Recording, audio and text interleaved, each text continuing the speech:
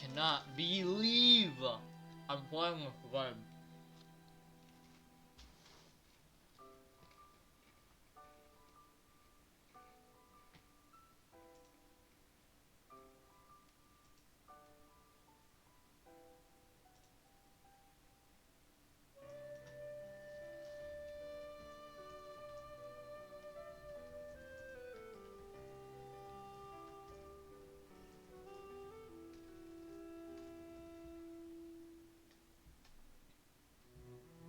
Let's see here.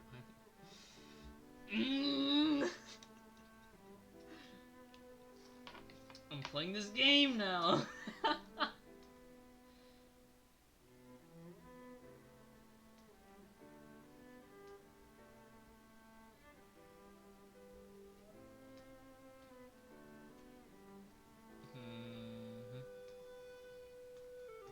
This is going to be an experience I will probably never forget ever in my life.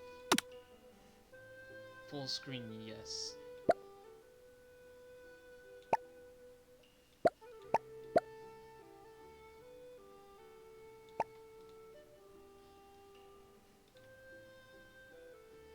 Good. This is good. How do I? Oh.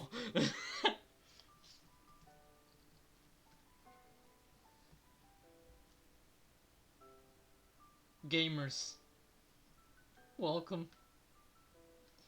Welcome to this weird heck of a game.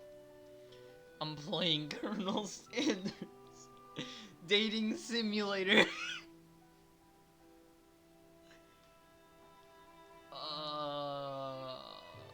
I'm gonna have to like tell a backstory, aren't I? So basically, I told my friends, my epic friends on my Discord server, hey, if I get 35 subs, cause I thought to myself, it's never gonna happen. I make somewhat bad content. And I said, if I do so, I would play I Love You Colonel Sanders, a finger-licking good dating simulator. I got 35 subscribers on YouTube. And now I'm playing this game. Because of those 35 subscribers. Thank you very much for subscribing. I have to play this game now. Yeah. So let's get started, baby! I've never played a dating simulator before. So this is gonna be a new experience for me, both gaming-wise and just in general. So I need a name. What should my name be? I don't know. should I call myself Ronald McDonald? Screw it, I'm doing it.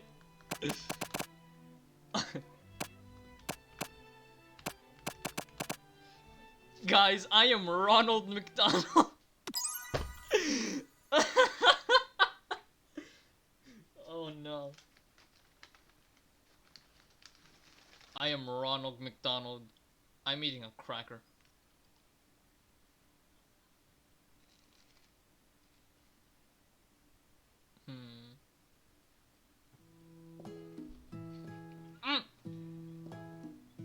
I have to read. Okay. I'm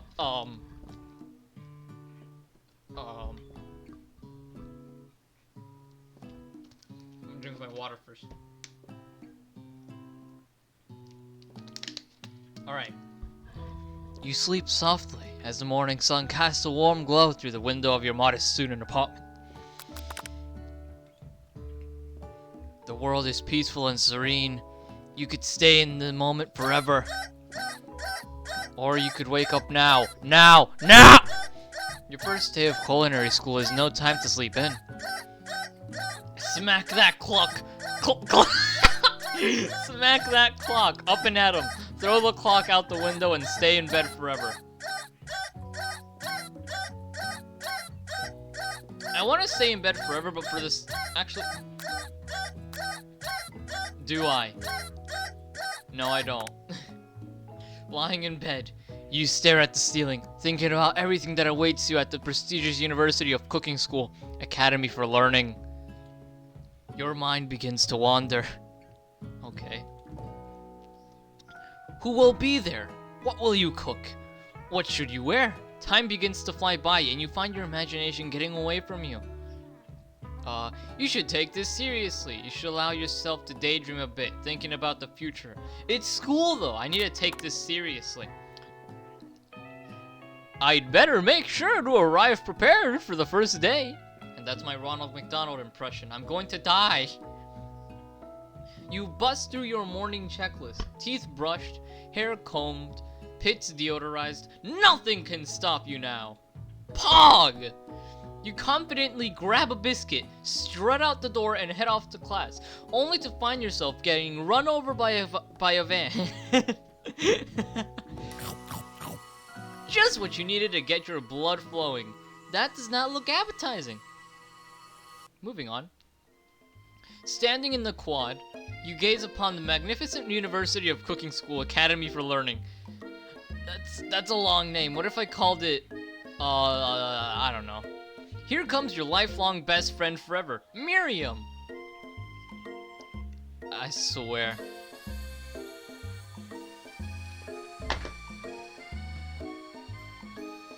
I need to rethink my life choices real quick.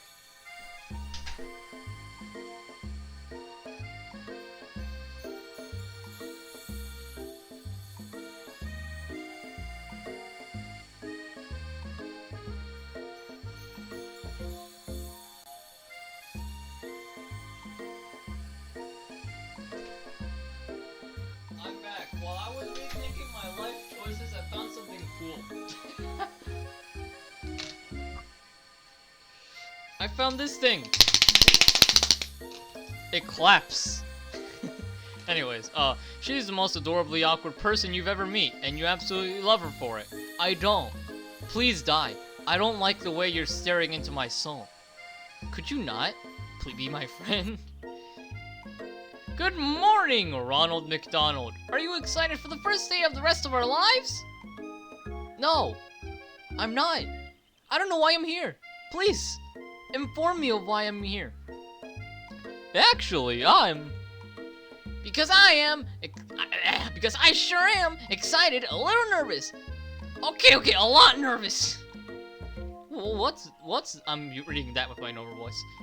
It's just that this morning I made breakfast for myself, but when I ate it, I couldn't taste any love in the food. What if I'm no good? What if I fail? Then you'll fail and you'll die. I don't care about you. You are not my friend. I know nothing about you. Classic Miriam. Raised by a master chef parents, she always held herself to a very high standard. No.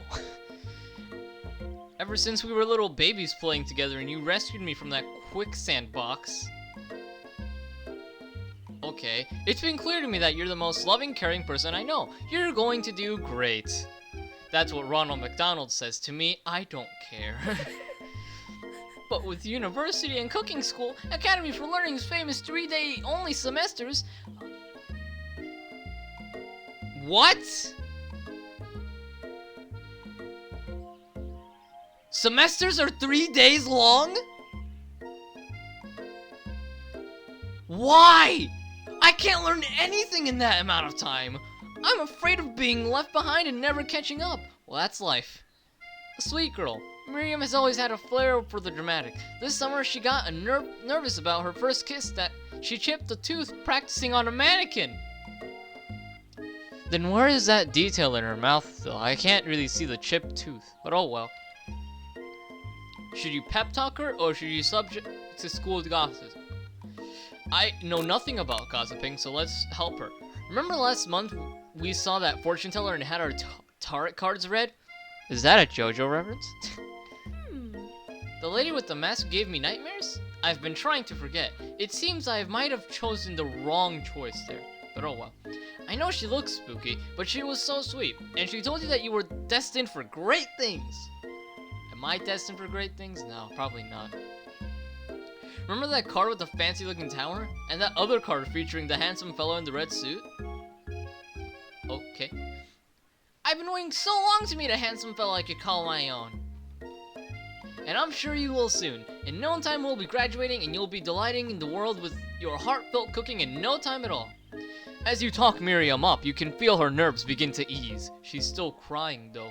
Also, look at them skinny fingers. You know what? Maybe everything will be okay after all. And if not, at least I have these killer bangs. Okay, I'm a weeb and I do not like those bangs. Oh well. Can you believe I cut them myself? Well, that explains why they look bad. But I'm not gonna tell you that to your face. Because I can't. You can definitely believe. I knew it. I cannot believe it. Before you can get another word out, you're rudely interrupted when someone smacks your books and custom engraved measuring spoons out of your hands and onto the ground. I'm about to punch that guy in the face. Hey! It's Ashley, your arch rival. She's totally evil. But you can't help but be filled with jealousy. She can get everything she wants, and she knows it. So she's a thought. Can we get some that girl's a thoughts in chat? No thoughts zone. This is PG-13. I'm eating another cracker now.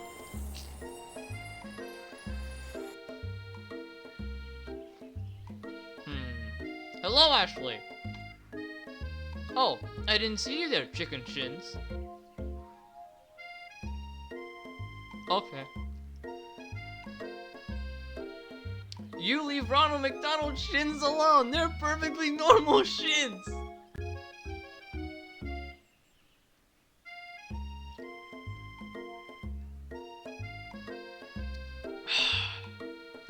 This game is gonna kill me. Ugh. You can't stand Ashley. Even though her name is annoying. You know for a fact that it's actually Ashley.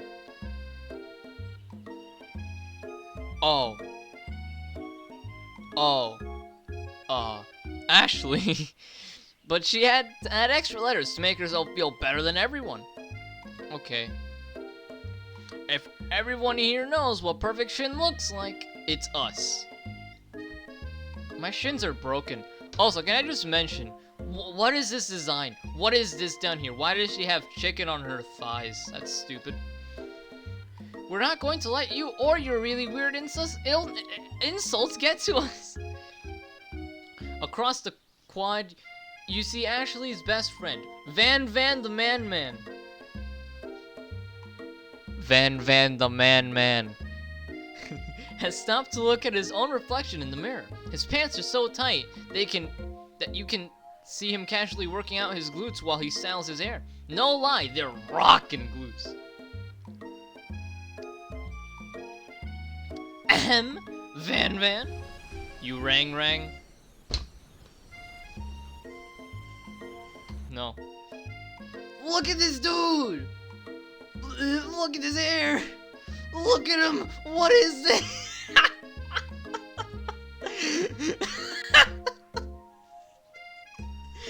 Look at this hair!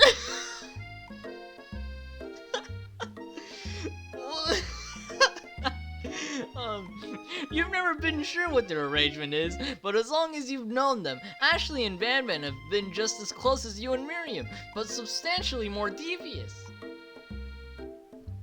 It is the next Joestar. Yo!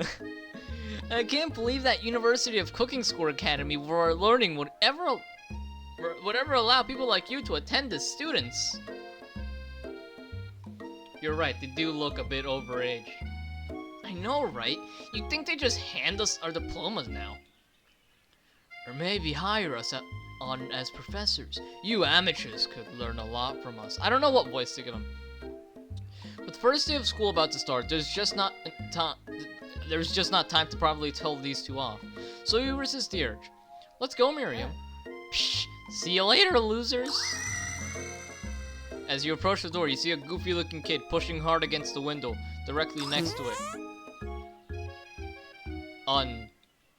Oopsie. I think it's broken. You reach forward and easily pull the door open. That should do the trick. I love you. We're only 15 minutes into this live stream, and this guy already proposed to us. This man already confessed to loving an idiot.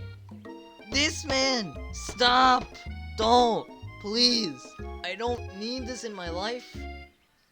Leave me alone. You look fat anyways. I think you mean thank you. Yes. My name is Pop. I was named after my Pop. He's old.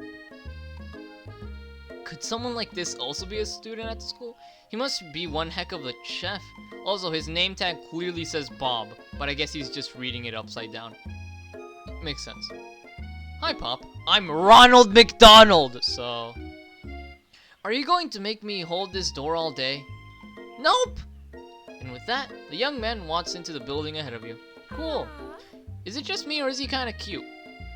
You find the okay. I think it's just you.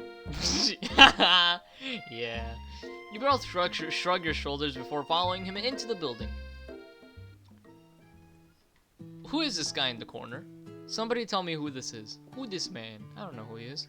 You stand at the edge of the room, unsure where to sit. Other students wandering and keep themselves busy by chit-chatting. A scruffy-looking pooch takes his place at the podium at the front of the class. Adorable. Our teacher is a dog. With glasses. And a spatula in his mouth. And a better tied tie than I usually tie my ties. His name is Sprinkles! Yeah! Now, quiet down, everyone! Who is this unreasonably cute pup, and why is he in our culinary class? Well, in case you haven't noticed, this is an anime, and in anime, everything is possible. You must be Sprinkles, head instructor of the CEO of UCS Owl. Or as I like to call it, UXAL. I'm calling it UXAL from now on. Please call me Professor Dog. I may be cute and little and fluffy, but I still demand respect! Woof! Woof!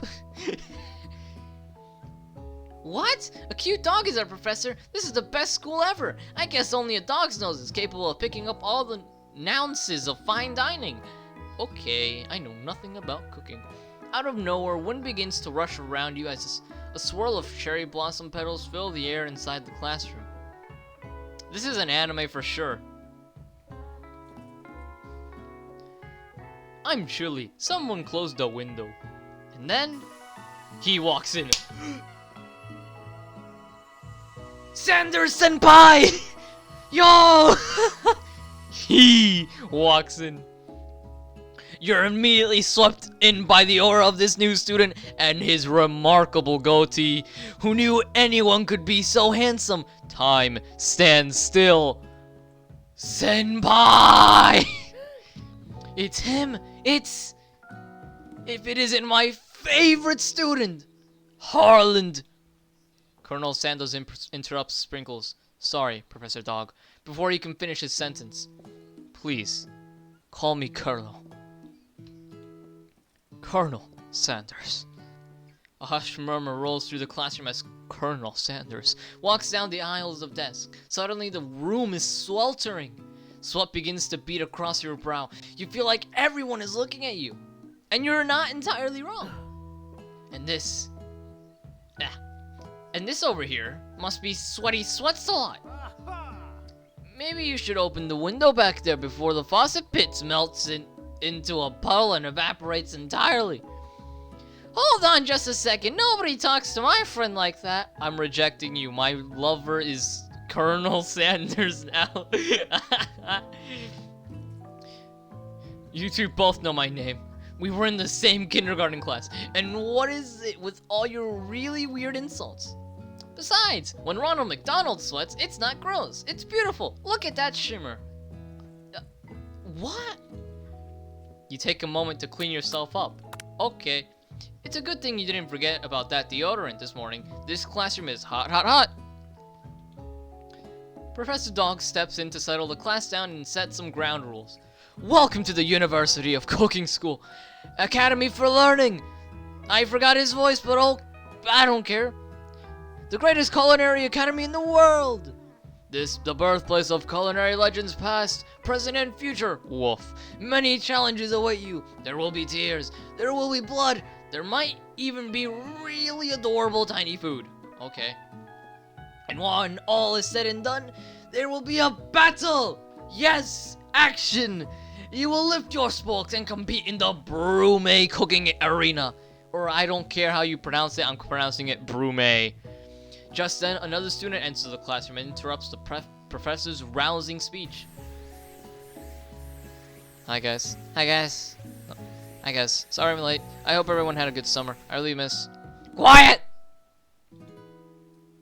Late to class is bad enough, but interrupting my monologue? You're on the fast track out there, young man. Are you sure you're even in the right place? Don't you recognize me? This is my 3rd year in this school, with you as my teacher. Everyone stares at him blankly. Does nobody remember me? You're expelled! If you utter one more word before I finish. Let that be a lesson to you students that tardiness is unacceptable! Even Clank made it here on time, rolling halfway across the town on his tiny wheels. You turn to see the student Sprinkles is referencing, what appears to be some sort of industrial kitchen appliance. There's an oven at a... Okay. Oh, it's a robot. Okay. Oh, it is actually a cooking appliance, now that I see it from the top. Cool. The class bursts into laughter. Oh, Clank, you rascal. Sprinkles walks in the classroom as everyone stands in silent obedience. When he gets to you, he lifts his nose in the air and takes a deep sniff. Your diet is lacking. Based on what I'm picking up here, you definitely need a multivitamin. You should be taking better care of yourself. You never had a talking dog as a teacher before, but Sprinkles' reputation for being smart but tough is well known. You decided to try and butter him up for giving him a treat from your pocket. But what kind? Beef treat, rubber ball, or chicken snack? Guys, what should I give him? What should I give the dog? What should I give him? Anytime I eat another cracker.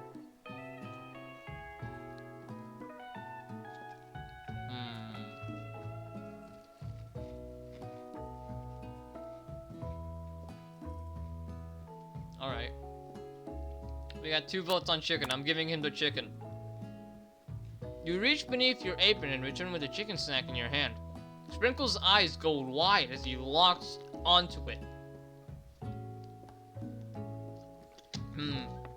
I guess that was a good choice.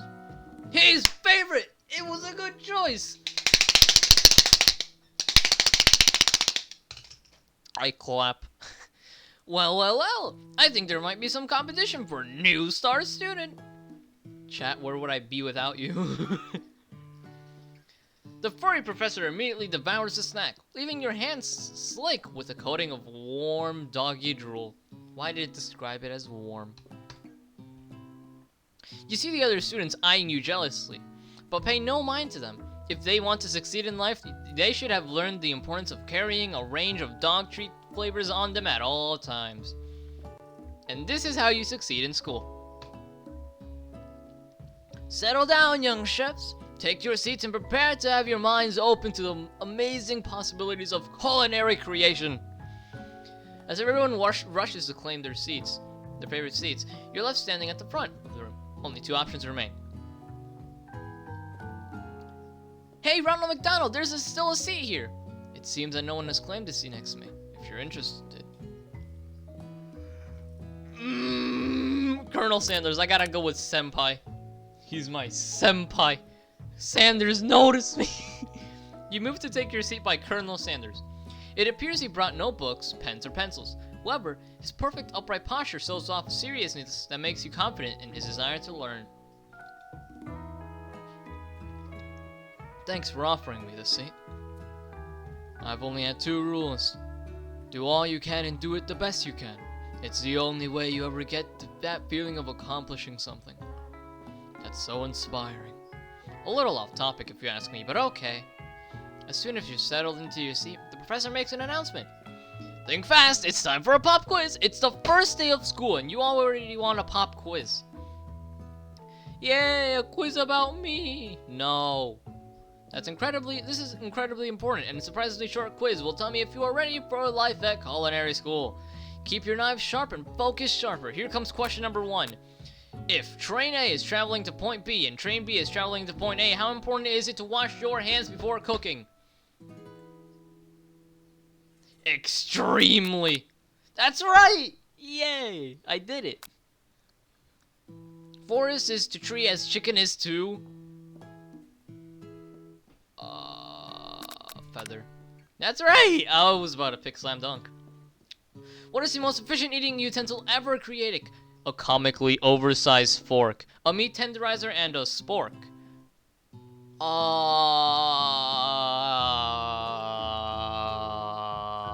I don't know. Could I get some help here? Spork. Could it be the spork though? I mean, you're right, I'm choosing spork. That's right! Hey! Thank you, chat. Thank you, Siphon. Thank you, Enterprise. Also, can we get a quick shout out for a comically oversized fork? Alright. What food is best for a broken heart? The souls of the living! I'm just kidding. Anything as long as it's prepared with love and not too much salt. Camel meat and a pancake that looks like a silly face. Well, love. That's right! Hey! I'm good at this! Let's go! Is Sprinkles a good boy? He's a talking dog that teaches at culinary school. He is the best boy! Yeah! Let's go! Yeah! 5 out of 5! Yes! I'm good at this game! Your total score is 5 out of 5. Wow, be honest, did you cheat? No. You look up see that Colonel Sanders has been watching you tally your score. He's impressed. I've impressed Mr. Senpai. I know we just met, but I have to confess, I think you have a beautiful brain. Guys! Guys! Mr. Colonel Sanders has noticed my genius. That deserves a clap. I'm happy. Hot diggity, Ronald McDonald! You just scored some major Colonel Sanders points with that performance. Pog! Can I get some pogs in the chat? Yo! Yo! May I have your attention, students? I have an important announcement to make. Am I the best student in the class? Time for lunch! We've only been here for 5 minutes! The cafeteria is as nice as any restaurant you've ever eaten at. It makes sense that a school dedicated to cooking would also be serious about eating. Well, Pops is in the school, so I mean that makes sense. A delicious fragrance wafts through the room and tickles the end of your nose. Your mouth waters. Do you smell that? That must be our lunch. It smells crazy good. Everyone, can I have your attention? Is it about lunch? No. What voice should I give him? Is it about lunch? No. Is it about lunch? That's a good voice. No, I just wanted to apologize for my tardiness. You see, howdy folks. I'd like to make an announcement. Hey, it's about lunch. Everyone cheers! Yay! Lunch. But shh. Lunch on the lunch. She said shh.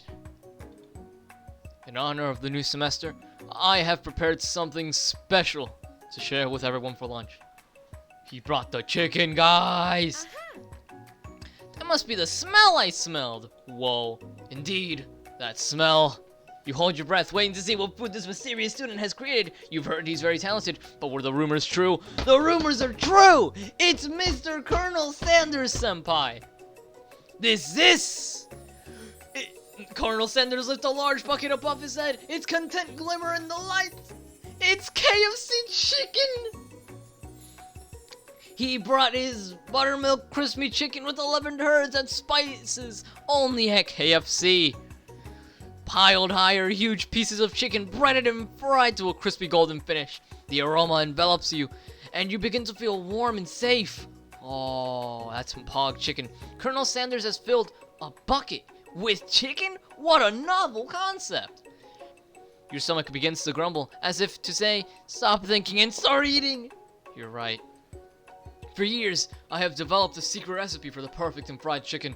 By my calculation, nothing less than 11 herbs and spices are required to achieve the perfect balance of flavors. You look around and notice that every other student has a pen and paper and is scribbling notes as fast as they can. But that's all I'll say about that. Why? You think we want your stupid recipe, dude? Pshaw! Nah, my dude. Nah. That's the voice I'm giving Van Van. He's pulling off Bren JoJo poses! I'm just, drafting the last will and testament in case, one of those ingredients is, poison. Got him. He looks around nervously to see if anybody else is laughing at his sick burn. Bad burn. You wait to see what Zinger Ashley has prepared to follow up, but she suddenly takes a different approach. Yeah, and I was just like, writing in my diary. Dear diary, today I smelled something beautiful. I knew at the moment that only the hands of a true gentleman could fry chicken so tender. You see her body language change from bitter and evil to sweet and innocent as she slides closer to Colonel Sanders. She realizes that she is destined for greatness and fame with cooking skills like that. She wants him all to herself. No! The thought wants to take Colonel Sanders away from me. I cannot let this happen. Colonel Sanders is my love. No, my microphone. I need to kill this person. When do I kill people? When do I kill? When do I kill? Oh, please. Well, Van Van the Man, if you don't want any. I'll take this. Oh, I'll take his, is what I mean. Whoa, hold on. Well, hold on. I guess. I'll try it. He takes one bite and his eyes grow wide. He went Super Saiyan with that. He starts contorting his face as he tries to hold in his pure exhilaration and act unimpressed. Easy now. There is enough for everyone. Please, my fellow classmates, dig in. You take one of those pieces of fried chicken out of his bucket and sink your teeth into it. It's amazing! Tasting Colonel Sanders' food transports you to another dimension. Anime plot, anime plot, anime plot, anime plot. Yo, anime plot. Alone with your taste buds, gripping a drumstick in your hand, you float weightless. Focus your mind and meditate on this moment. Try to identify every flavor. Savor the moment and everything that it tells you about Colonel Sanders' culinary heart. You know what? I would not steal from Colonel Sanders. The flavors in your mouth are beautiful, pure, heavenly even. What a guy. Alone with the flavors, you feel something that can only be described as love for a man. For a flavor? Are they the same? Yes. After tasting his food, you try to get some one-on-one time with Colonel Sanders. You approach Sanders. Colonel Sanders senpai smiles ever so softly as you approach. He stops what he is doing and allows you to break the silence. Colonel, I wonder if I could talk to you for a second. Anything for a fellow chef. He called me a fellow chef! What exactly was on that chicken? How bold do you come out and ask? It is an idea I had for a new combination of flavors that will make me my fortune and establish my legacy for all time as I open a chain of highly successful fried chicken restaurants. No big deal. Poggers. It's just you and me here talking. I can keep a secret. In fact, I've got some of my own that I'd be willing to trade. What's the rush? The semester's only getting started. We got 2 more whole days to get to know each other. Oh yeah, it's only 3 days. He's clearly not giving it up easily, but it doesn't hurt to be persistent. You know what they say about secrets, Colonel. Shouldn't learning be fun? You've got the moxie, I'll give you that. Colonel Sanders looks both ways to make sure you truly are alone, then leans in. You can feel his warm breath as he whispers. Just one ingredient, but you can't tell. I use... It's something my great-grandmother taught me. Guys, we can't see the ingredient, but oh well. Wow! You'd never have guessed that. In fact, you're not even sure where you'd get some if you searched. While you're wrapped in that huge revelation, you notice that Colonel Sanders has disappeared. while everyone else is still in the cafeteria. You just have to look for him. I need to find Colonel Senpai. You find Colonel Sanders outside, standing in the quad. Oh, it's you again. Howdy.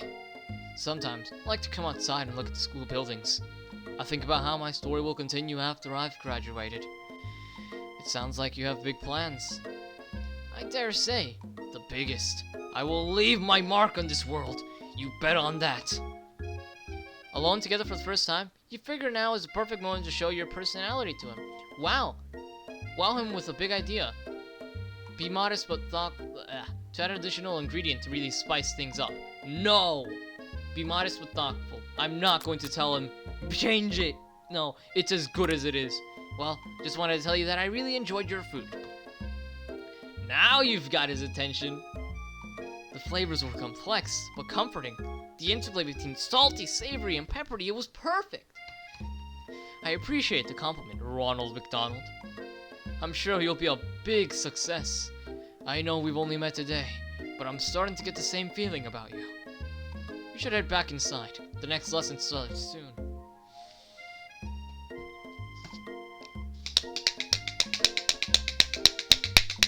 That one deserved a clap. Oh shoot, I dropped it. Yo, that's a pretty pog-looking kitchen. What am I, on a game show? Looks like I am. You step into a massive cooking arena. Oh yeah, it's an arena.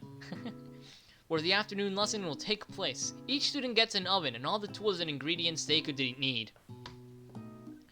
Look at this place! It's magnificent! Finally, we have to show our stuff! Yes. Wait a second. Oh no, we have to show our stuff! What if we blow it? Then Hiroshima will happen again, but in this school. You're not going to blow anything, except maybe kisses to the crowd of fans you're going to earn with your signature. Adorable tiny food creations. Poggers.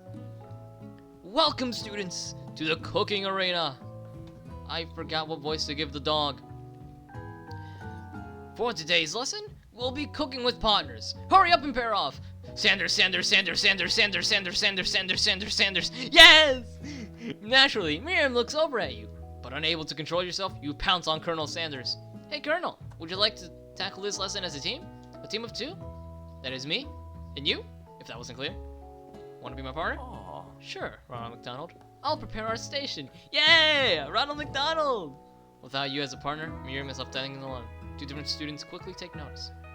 Hello, new partner. Beep, beep. Beep, boop. My, two potential partners? I'm so sorry, gentlemen, but I don't know who to choose. The oven's the guy? Okay, I'm not here to judge. It looks like you'll have to pick for her. Friend duties can be a little awkward, but that's the price you pay for not being alone forever. Who do you want to be Miriam's partner? Oh, shoot. I'm choosing the oven. Sorry, Pop, but I think Miriam will be partnering with Clank today. It's okay. I already ate.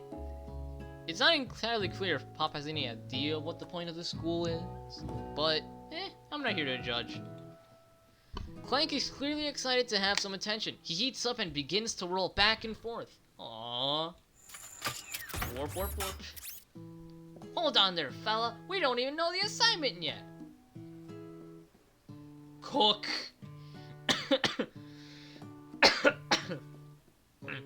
Technically, Clank might not have a face, but there's something charming and earnest about him. Guys, what if she has feelings for the robot, for the oven? Bzzz. Tissue? I hardly know you. Clank judders and panel shakes loose. You got the impression that this is a sign of affection. Pog. Looks like you two will be fine. Now it's time to focus on your own cooking classwork. And Colonel Sanders! Alright, you two, for today's lesson, we're going to keep it simple. Pick a basic dish and divide up the steps. No chef is an island. It takes 2 flints to make a fire. You get the idea. I do. Which dish do you suggest to your partner? Which dish do you suggest to your partner, Colonel Sanders? Steak tartare. Seems easy enough. It's fancy and you don't even need to cook it. Using octopus will blow Colonel Sanders' mind. Your grandmother's mashed potatoes and gravy. I don't know. All of these are good choices, but I don't think Sanders has experience with octopi. Steak tartare is easy, but by doing so, we wouldn't be showing off anything special. And mashed potatoes is just mashed potatoes. Shoot, I want to blow Colonel Sanders' mind. I was thinking about trying something exotic. Maybe a dish that incorporates octopus in some way. Yes. I'm more of a down-home type of chef myself. What about something that go with me here, walks on land? Actually, there are certain species of octopus that do leave the water. For instance, have you heard of the Abdobus actilis? It leaves the water to hunt for crab. An octopus that walks upright and hunts crabs. Now I've heard everything. The world is truly marvelous, isn't it? Octopus? Crab? It sounds like you're describing one of my signature dishes. Are you trying to steal my thunder? No, I don't care about your thunder. Boys. What's with all the hostility? Has the competition been moved up to today? I just realized you're thick and I don't like that. How dare you try and muscle in my culinary territory? Nobody's better touching the cellophane without going through me first! I think there's a misunderstanding. Nobody's muscles is in on Ninolas. We're simply discussing today's assignment. You could get the tension here with the chef's knives, but which makes sense because chef's knives are usually really sharp. Look, we were just talking. No, that's me. Look, we were just talking. I'll happily step back from any and all seafood. You know what? I'm just gonna make mashed potatoes and gravy. I know my grandmother's recipe by heart. Keep the tentacles. You begin to peel and boil potatoes and try to extricate yourself from this thorny situation. But your new rivals aren't having it. I doubt you even have the capabilities to work with ingredients so delicate. You should probably stick to microwavable dishes. Well, you see, I wouldn't be here if I sucked at cooking, idiot. Unlike my friend Van, though, he may be the man, I have no doubts whatsoever about Colonel Sanders' ability to concoct creations worth admiration. After all, your fried chicken was quite spectacular. But Colonel, if you ask me, I might take a better partner for you than this thing that has positioned itself at your station. Don't you feel down? No, don't you feel deep down that we cast complementary shadows? We fit together, like thigh and drumstick. It makes sense. Well, yeah, because you're thick, idiot. Nothing about this makes any sense, but one thing is clear. She's coming for Colonel if you don't watch out. No! You cannot take him from me! And if Ronald McDonald and Van are both so inclined to the sea, perhaps they should go there together. Ashley, are you suggesting I share the secrets of my special saltwater sauce with this novice? I'm disappointed in all of you! Ashley is really going at you hard. You need to ask for some backup here before things get ugly. Turn to Miriam, your forever bestie who always has your back. Help me. And as soon as you find her, she senses in, looks back. This girl's friend in need radar is second to none. She immediately comes running over. Is somebody threatening my friend? I will destroy them. Oh, murder. I actually think that Ashley and Van were just leaving you in the dust, vis-a-vis my skills as a chef, perhaps. But stepping away from this competition, you were sorely mistaken. Miriam, you're a loyal friend. Well, Ronald McDonald is my partner for today's activity. You look for Sprinkles, in hopes that he might step in, but he's nowhere to be found. Darn those cute corgis and their short but sturdy stature. You look down on your station and realize in the tension of your moment, your hands have become cooking on autopilot. Distracted by the drama, you already crushed the boiled potatoes into a perfectly creamed mashed texture. With plenty of butter and cream for flavor. It's as your natural passion guided you through the steps you know so well while your attention was elsewhere. I know just what to do. Colonel Sanders extends his hand. He's holding beautiful white porcelain gravy bowl, out of which pours a smooth brown gravy, smothering your nearly finished potato dish. You know what they say, accidents create love. I think, I don't know, I've just made that up. Gravy flows down the mound of mashed potatoes. The results look spectacular. Granny would be very proud, but I think she's dead, so I don't think she is. At the moment, because she might be dead. I'm drinking water. Voice acting is hard. Oh my gosh. Hunk of hunks. Oh my gosh. Colonel Sanders holds a spork out to you. You reach out and grab hold of it, but he doesn't immediately let go. The two of you stand holding the same spork. And for that small moment, all the madness and pressure in this world, in this crazy world, stops. Your eyes lock. The moment is electric. Time stands still. If you love something, set it free. Together, you dig the utensil into the mashed potatoes and lift a heaping sporkful up. When you see Ashley with that sinister look, you know she's plotting against you to be with Colonel Sanders. And then, filled with rage and without thinking, you fling the sporkful of mashed potatoes right into Ashley's stupid beautiful face. Stupid ugly face, I think you mean. Van, do something, do something. Scooping a fingerful, Van takes the dripping mashed potatoes and gravy and realizes that it's delicious. Horrified by this revelation, he slinks away. Will he ever be able to cook something with so much love and integrity? No! Hold on right there, Ronald McDonald. We do not waste food in the broom cooking area. Colonel Sanders, I expected better from you. If you throw one more spoonful, you'd both better be prepared to eat them from wherever it lands. Can I has potatoes face? Van reaches back over, a covered dish in his hand. Mashed potatoes with gravy? Pathetic. In just a few minutes, I prepared a full meal. Gaze upon my specialty, braised tentacle of octopus in my silky saltwater sauce. Played it on a battle axe forged by his supreme chef ancestors. Why'd you serve it on a battle axe? You've ignored me for too long. This ends now. It is I who will have the first bite, and you will look on with envy. The interrupting student rushes at Van and swipes a bite of his signature dish right off the plate. No, don't! Something about this dish doesn't strike my nose quite right. I think the octopus was rushed.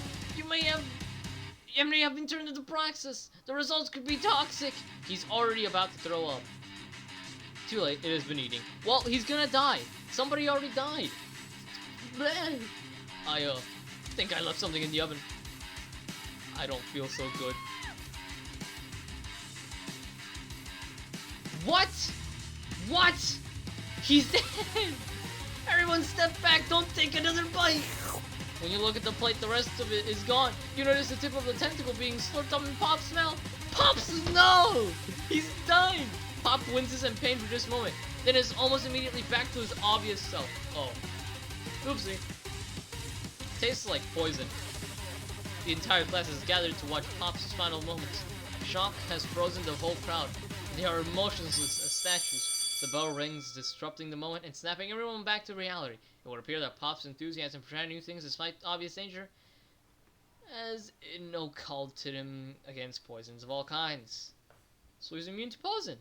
Good to know. I'm not sure the professors here make enough money. Ghost of student. Hello? I've turned into a ghost over here. Seeing that you're shaken by that really annoying student and all his nonsense, Colonel Sanders approaches you. I'm sorry you had to go through that. Please, let me walk you home. Yes! Walk me home, Sanders. Walk me home. I don't want to be here anymore. Walk me home, Sanders. What? For real? Oh, come on! You follow Colonel Sanders out of the room. At night, the school building was taking on another vibe entirely. It's dark and more than a little spooky. I actually like that vibe. I've always wanted to see a college at night, but I can't because of COVID and because I'm not in college. Colonel Sanders stands in the quad's neon glow and speaks softly. Those mashed potatoes you made in class today. Before you go on, I want you to know, they're not a great representation of my skills. I didn't even realize I was making them. They were amazing. He likes my cooking! Senpai! Tasting them, it reminded me why I became so passionate about food to begin with. Colonel Sanders is getting choked up. Cooking is obviously important to him, in a way that you find inspiring. What a hottie. Now might be a perfect time to tell him you're developing feelings for him. Guys, is it confession time? Colonel Sanders? Yes, Ronald McDonald. There's something I need to tell you.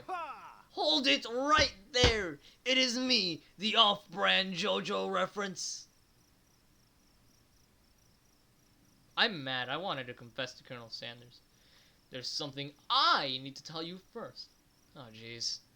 You see, when I was just a boy, I had a dream that one day I would become the greatest chef the world has ever seen. And every day since, I've been working toward that dream. Day and night, never stopping, never resting. Also lifting a lot of weights, like so many weights. We should follow our dreams with all our hearts. Then our souls may grant them like wishes floating on a shooting star. Hey, no! You! Shut up! I'm the one here to say inspirational stuff and be the star of the story. Are we forgetting that your cooking literally killed the guy? We should charge him for murder. You can't prove that! I saw you kill that guy. What was his name? Somewhere in the distance you hear a long, sad sigh. Forget him! We're talking about me! Me, I'm the hero. No, you're an idiot. That's the spork monster is here to fight a hero. Ben. I think I'll let the fridge door open. Later, nerds. How dare you threaten me just as I was letting down my guard and connecting with another chef on an emotional level. I was about to confess to Colonel Sanders. Be afraid of me, because I'm a monster, see? Is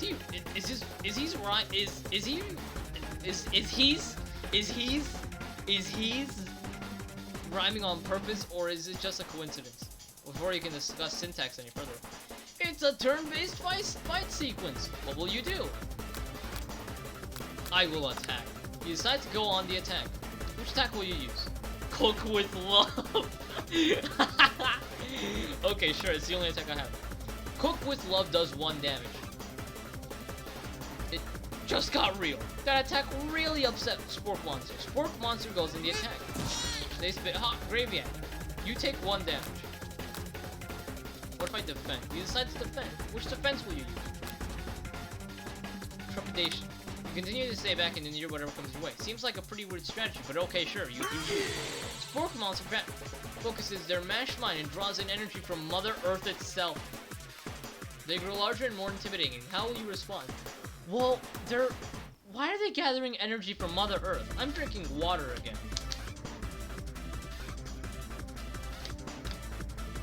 This game makes no sense sometimes. I'm attacking them again. The only one I have.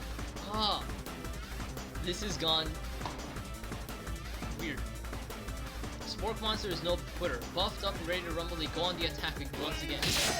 Spork Monster uses multi-utensil. You take 2 damage from the attack. He's too strong. If you take any more damage, you're not going to survive the battle. You decide to defend. Which defense will you use? The only one I have. I saw another one, but my reaction was too fast. Current to a bomb. I'm not cut out for this. Feeling vulnerable, Spork Monster prepares for its ultimate attack. Rounded Edge. Vile villain, your reign of terror stops here. Colonel Sanders summons the energy of 1,000 chickens. Look at all those chickens. Popeye Power Pinch. Popeye Power Pinch does 10 damage. Spork Monster is defeated. You saved me. An injured Spork Monster spews steam into the night. Forget mercy. Finish him. I'm gonna spare the wretched beast. You manage to tamp down your disgust at the sight of this gnarly beast long enough to realize that he's just a living creature with a poor soul who deserves your pity, not your wrath. Be gone, beast, and don't you dare come back for a follow-up encounter tomorrow. He's gonna come back for a follow-up encounter tomorrow. I won't forget this, and I certainly won't be back like you said. Spork Monster scuttles off into the night. The defeated monster left behind a special item. It appears to be a cookbook, but upon further inspection, it's so much more. It's a book of magic spells with the golden chicken on the cover. Why? Why? Why? Why? Why?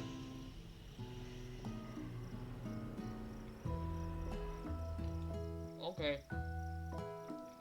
You open the cover and find a library card tucked inside. The last name to have signed it is Borko. Borko. That name sounds strangely familiar. Your blood is pumping as you stand in the quiet night, holding the mysterious book in your hands. As you come down to after your battle buzz, you realize that your final attack has left you completely depleted. The world around you begins to fade away. Without any energy to keep your eyes open, the darkness overtakes you. An image of Colonel Sanders flashes your eyes as you fall asleep. He must have helped you get home in your tired state. You don't know if you could have made it without him. What a guy. You want to thank him, but you don't have the strength to utter a single word. You feel your covers being pulled up over you as you were tucked in tightly. Good night, my Colonel. In your dream, you're together with Colonel Sanders for some reason. Sprinkles is also there, instructing your love dreams are weird. Okay. Oh, they be flying though. You wake on day 2, and... Wait, what? You make a good point. How does he know where I live? Whoa. Plot holes, man. Some weird plot holes. Anyways. You awake on day 2 and attempt to process the wild visions you had. Were they memories or premonitions? Probably both. And there was a secret ingredient that Colonel Sanders went ahead and told you outright. Not much of a secret, huh? It's probably just because he trusts you to go on so much. Sure, that makes sense. We'll go with that. You meet up with your best friend in your school. In front of the school. I can't read. Before you can tell her about the encounter with the spork monster, she launches into a story of her own. Okay, I know this might sound a little strange, but I think I might be, Clank. Oh, I think I might be Clank. I'm stupid. I think I might like Clank. Guys, she's in love with an oven.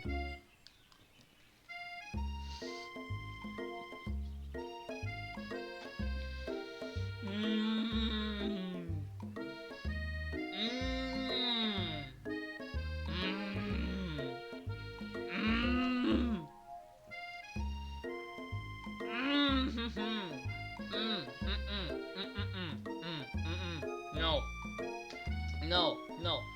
Emergency. How do you have sex with an oven? That may sound like a weird question, but I only have 3 viewers, so it doesn't really matter. Like him? Like? I know it sounds like it's moving too fast, but there's something about him I like him. We got to talking after class. He's actually a total sweet guy. Not only that, but he's really smart. He told me all kinds of stories about Colonel Sanders. I mean, to be fair, I fell in love with Colonel Sanders in the same day, so I shouldn't be really saying anything about, hey, why did you fall in love with an oven on day 1? I fell in love with Colonel Sanders on day 1. Did you know that Colonel Sanders was the most popular kid in this high school? In his high school? Oh, I thought she meant this one. I'm stupid. No, but that does make complete sense. He was the best guy there. Yeah, but he was so popular that he was voted prom king at school. He didn't even go to, and he was... yeah, he was so popular that he was voted prom king at a school he didn't even go to. And was also the convertible that... he rode in at the front of the home... And was also the convertible that he himself rode in at the front of the homecoming parade. I can't talk. I'm thinking maybe something got lost in the pressure cooker language translation there. Same. Either way, maybe it's best if you took it slow with this new boy, like I am with Colonel Sanders. You're in Colonel Sanders? The coolest guy in school? The most famous student to ever attend University of Cooking School Academy for learning? You're a thing now? We definitely connected yesterday. Haha, sure you did. You're great. Why wouldn't he be into you, I guess? Laughing at the implication that you and Colonel Sanders might be a thing is definitely not cool. You are great. I have an idea of how to prove that your love is real. Well, if he's not into me, why did he tell me one of his secret ingredients? Your bestie's eyes light up. A secret ingredient? Yeah, I just said that, a secret ingredient. Yeah, I just said that, a secret ingredient. Is there a dramatic echo in there? Medium checks to make sure you're alone before continuing. So this summer, while I was on vacation with my family, a lovely man approached me in a botanical garden where I was wandering. This can't be good. He told me all about his passion for spices. Secret spices. They might even gave me some to show me what he meant. He said that it was a powder created from super duper rare dried flower petals, and that if I did him a big favor, I could have some of my own.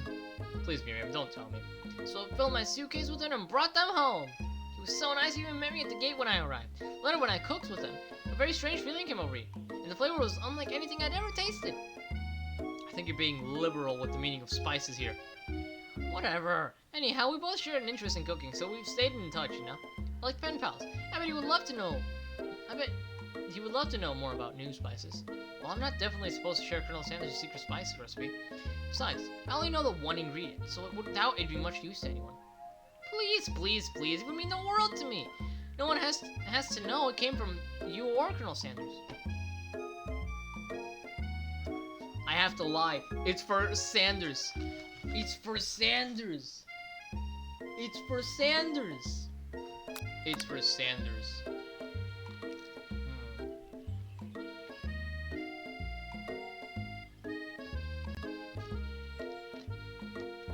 I need to drink more water. This is actually hurting my throat.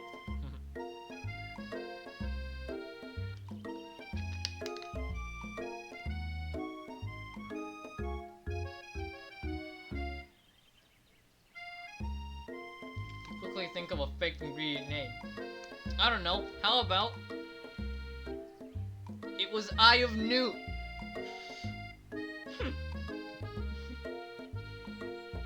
I know it sounds like some kind of a witch's potion, but what can you do? Eye of Newt? Wow! Her eyes light up imagining such a thing, and you figure that you satisfied her curiosity and she'll move on. However, she immediately turns around and does thumb typing on her phone. You quite can't see. That's probably not good. Before you can ask her to confirm that she was definitely not texting secrets to other people, you're interrupted. A wind rushes in. Cherry Blossom's petals fills the air. It's Sanders! It's Colonel Sanders, and he's arriving at school in a horse! Not in a horse, but on a horse, you know what I mean? I'm not dumb! Stand back and admire his majestic glory. Don't clip that. Please don't. No! I don't know which one to choose. Should I run to him or should I stand back? I'm running up to him. Mr. Sanders! You said that the best way to show Miriam how serious you and Colonel Sanders are would be to run to him. Surely he'll sweep you up onto the back of his stallion and you'll ride away together. That'll show her good. Oh, Colonel! My Colonel!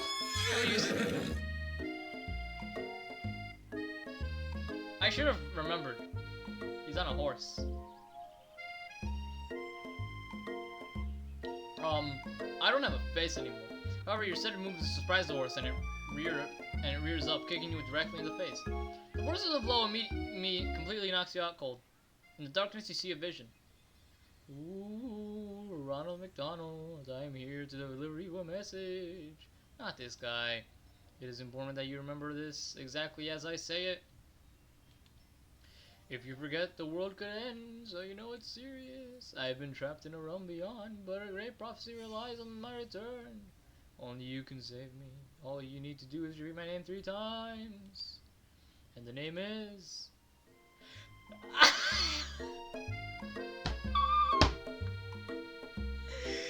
And we're never bringing him back. But before he can continue, you're suddenly awake. Aw, jeez. You awake to find Colonel Sanders tending to you.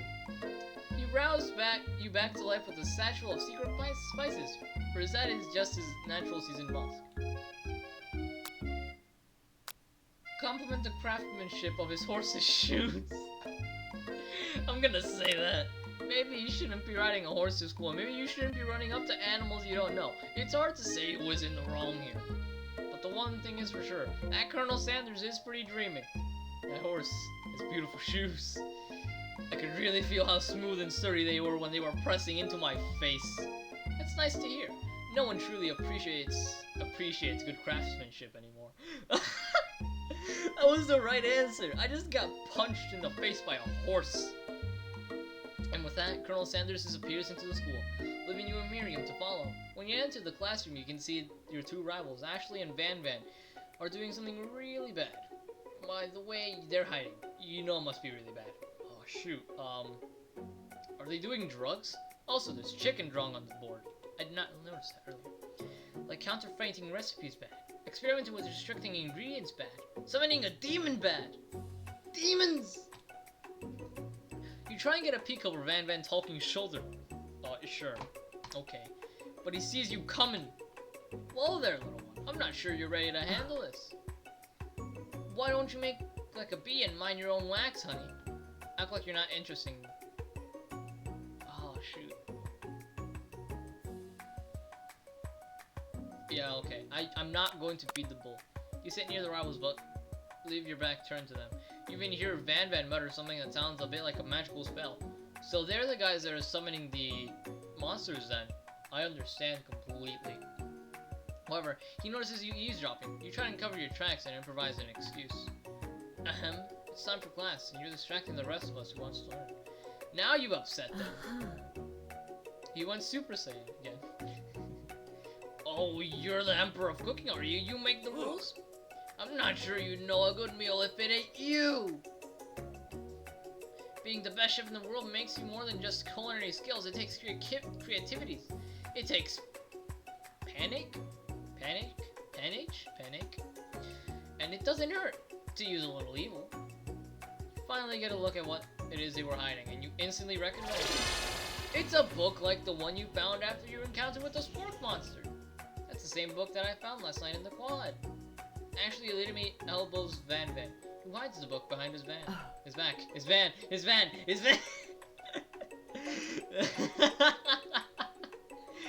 Why? I don't know what you're talking about. That book is a family heirloom and its contents are secret. You notice that they haven't been studying the book. They've got Pop pinned to the wall, and they're tossing potato skins at him as he tries to catch them in his mouth. We're playing. Before you can dig any further, you're interrupted by the arrival of more students. It's almost time for class. It's Clank! The best guy! I realize what I just said. Colonel Sanders is best boy. This guy's in second. Clank must be running late. He's in such a hurry that he rolls right over Van Van's meeting foot. Hey, watch it, you bucket of bolts! Watch how you talk to him. He didn't do anything. Bzz, womp. Who do you think you're talking to? I've never heard such a language. Not even from a stand mixer. Womp womp. No, your mother was a stand mixer. You made the best boy cry. Why have you done this to him? What does this do? I don't want to know. Whoops. Van Van jumps to attack Clank, but Clank shocks Van Van, sending him flying across the room. Nice. Protect me, Colonel Sanders. These crazed men are about to come to blows. I think it must be over for me. But I'm not interested in either of them. Ashley's tone has completely changed in an instant. She bats her eyelashes at Colonel Sanders. Surely he must know that this is a ruse, right? Gentlemen, get a hold of yourselves. Save it for the arena, or at least, or don't. Honestly, what do I care? I've got lofty career aspirations to focus on. Maybe I can help you with your business plan. Just then, Sprinkles arrives to the signal of a true strider of class today. He's panting, which doesn't seem that abnormal. He's a professor. He's a professor, but he's also a dog. Students, please take your seats. I apologize for my late arrival. I spent the morning chasing a car all around town, and my tiny legs are very, very tired. Well, I mean, you are a corgi, so it does take a lot of energy to do that. But I'm here now, and I hope you're ready to learn. Rub his furry dog belly, he loves it! Sprinkles stops in his tracks and sniffs the air around you. Something has him in a trance. It's the scent left on you from Colonel Sanders. Sprinkles jumps on you and licks your face. Down, boy! Down! Off to open! The command shouted by Colonel Sanders has snapped Sprinkles out of his trance. I wonder what's up with that. Sorry, I got a little carried away. After he catches his breath, Sprinkles regains control of the classroom. Without further ado, we'll review the global history of my favorite fowl, the chicken. Nice. You want to pay attention to the lesson, truly you do. Which is why in 1776, at the signing of the Declaration of Independence, it was a chicken who first signed their name. But you can't help but daydream about Colonel Sanders, and you miss most of the important parts. When you come to, Sprinkles is holding a tray of food in front of you. Well, Ronald McDonald? Naturally, this appears to you be a sample platter. Which item do you sample? I don't know which one to sample. We got a glass of water, a shimmering pepper, and a dog biscuit. I don't know. Oh, no. Should I eat the dog biscuit? Does that seem like a good idea? Should I? I mean, the pepper's shimmering at me.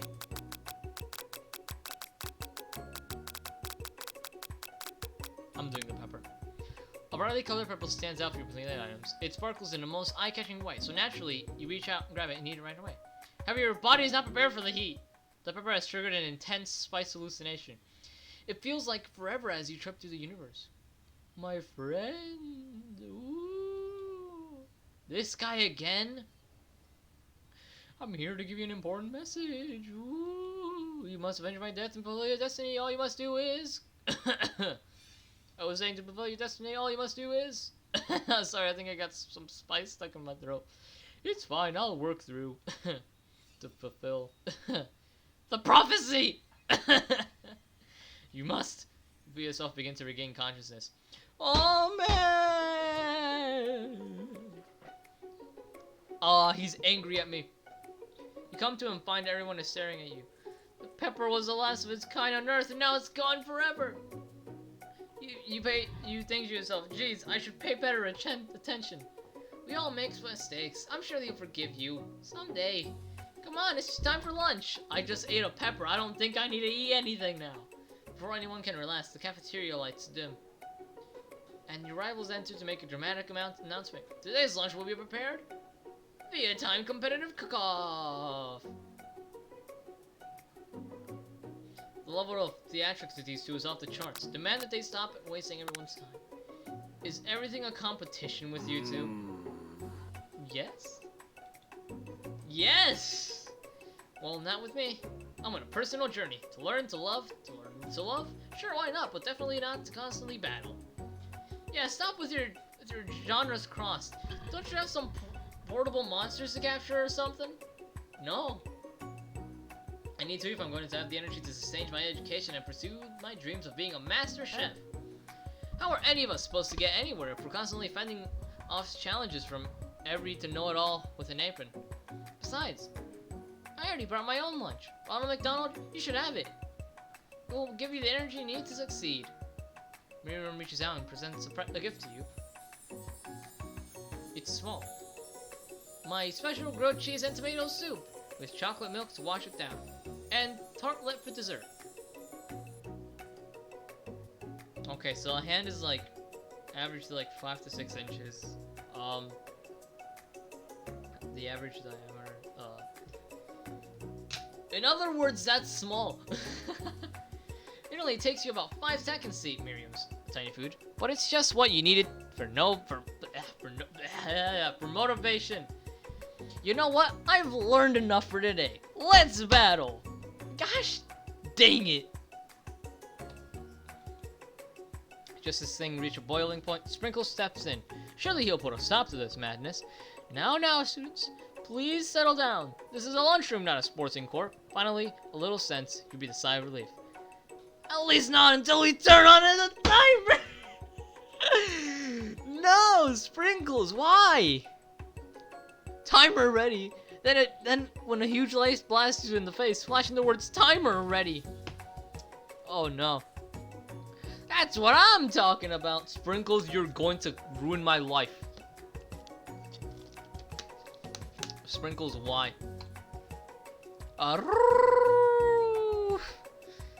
I stand corrected. If it's a battle you want, it's a battle you'll get. My bestie can best the best of them. Best believe it. Like a diamond, I was formed under pressure, and now it is my time to shine. I will defeat you myself. Man, I can't wait to kill you and cook those fries. Thighs. I'm so stupid. You had his chicken, and you made mashed potatoes and gravy on day one.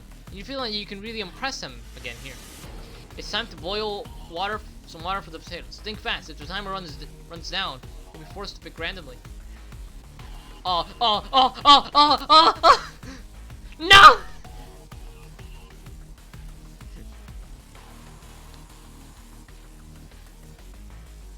You're going to need to season this chicken before you cook it. You don't know Colonel Sanders' recipe, but you have an idea. 11. That's right, you mean out tail wagging intensifies. Now that you've got some basic steps going, it's time to elevate your craft. What state of mind offers the most flavor? Gratitude. That's right, you must never take this opportunity for granted if you hope to succeed. Your classmates are rooting for you, but Ashley is simply stronger and faster than you. You better pick up the pace if you want to survive. When you were a child, your father told you never to forget. I realize now that this section isn't timed. I should probably be reading it correctly. Or I'm stupid. When you were a child, your father told you to never forget what you came from. Every day you meditate on his advice and draw energy from that place. Where does this come from? Small town. That's right, this is your shot. You're not going to miss it. You try to shut the noise out of the arena and focus on your cooking. What is the sound of success? Sizzling. No. Sizzling. No! Don't make me get the spray bottle. Next question. You notice Colonel Sanders out of the corner of your eye. I believe in you, Ronald McDonald! He's actually cheering you on! Which would be awesome, except knowing he's watching you makes you totally forget what you're doing. Now all you can think about is Colonel Sanders. How many spoonfuls? Or you think you get your mind back in the competition? You are stranded on a desert island with only one desert cookbook. Which do you take? What a hunk! I know, right? You know what? Shouldn't you be focused on the challenge? You're falling behind. What does that have to do with crafting spectacular fried chicken and delicate baked biscuits? Woof woof. You're really struggling to keep up. At the next station over, Ashley has already begun plating elements of her dish. It's colorful and complex. To make up time, you toss your biscuit dough into a sand mixer. As you do, the crowd gasps. Yikes. I know you love nothing more than seeing a fellow appliance utilized in a kitchen battle, but sometimes that means sacrificing the personal touch. You might not have hands, but Ronald McDonald does, and a good chef needs to be touching the dough to know when it's properly mixed. There's an easy way and a hard way. You don't get far by going the easy way. When you hear everyone talking, you realize how serious your error was. You immediately shove your hand in the stab and mix the rest of your dough before it's overmixed. Ronald McDonald, no! But you're not fast enough, and the hand gets stuck. It's immediately crushed by his quickly spinning beaters. There's no way you'd be able to use this stand for the rest of the match. The hand. Colonel Sanders shakes his head in shame. Guys, he's crying. What you find often is that the easy way can turn out much more difficult. Everyone stop what they're doing right now. The battle is over. It can't be. I was so close to finishing my disc. Sweetheart, look at your hand. You simply cannot go on. Oh, that's too bad. And I'm here with a complete dish, ready to serve. Surely that makes me the winner by default. No. It wouldn't be fair to compare the two on account of Ronald McDonald's injury. You see Sprinkles begin to lick his doggy chops as he walks onto the dish. But I suppose you should at least tell us what you prepared. Well, because I'm the sweetest, I skipped straight to dessert. Frick you! Under this white chocolate dome, you'll find a wide array of delights, taking you on a journey of flavor that tastes good and tells the story of excellence. I was going to ask Ronald McDonald to do the honor, but since you're injured, I'm afraid that pouring this creamer of delicate hot chocolate sauce might be too difficult. Colonel Sanders, if you wouldn't mind lending me your strong, steady hand. Colonel Sanders pours the hot chocolate sauce on top of the dome, causing it to melt away, revealing the ingredients hidden within. Inside you'll find a delicate fried cheese and croquet atop a slice of honeycomb ice cream, 2 ways tender nougat, and pearls of blueberry glazed. Gilly? Glazed? No. Colonel Sanders seems intrigued, but perhaps not impressed as he dips his finger in the chocolate sauce. Simplicity is your strong suit, isn't it, Ashley? Oh, you! Internalize the rage. As he places a sauce-covered finger into his lips, Ashley leans over and whispers something into his ear. A dab of sauce sticks to his mustache.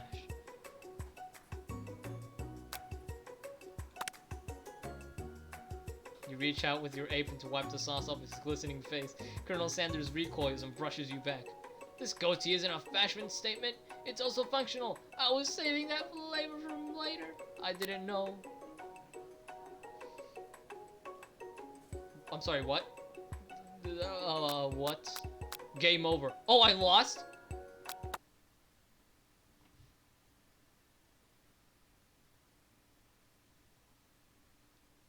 It would seem I have failed.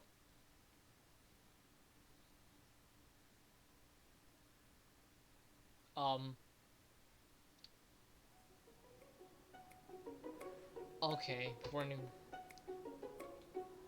Today's lunch will be prepared via time competitive cook-off. Step up and tell him you're on. Yeah, sure. A bit of a lunchtime competition, eh? Count me in. If I have to wipe the tables with you Fuse before I set my lunch down on it, then so be it. I'm not the fool, you're the fool. Good one, Van. I like your gumption, Ronald McDonald. I'll be watching your performance. Just as things reach a boiling point, Sprinkles steps in. Surely he'll put a stop to this madness. Now, students, please settle down. Meh. Finally, little sense. Timer, yeah. Timer in my face. Aru, I stand corrected. The hard way builds solidly a foundation of confidence that cannot be swept away. And that's an original quote by me, in case anyone was running. I hope this message lifts you up to victory. Like a diamond I was formed under pressure, time to shine. I don't care about this person anymore. Okay. Time to boil some potatoes.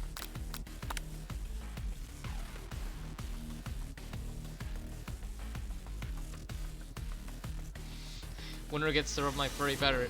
Let that enticing offer motivate you. You're going to need to season this chicken before you cook it. You don't know how many oh, I already know. Okay. Gratitude.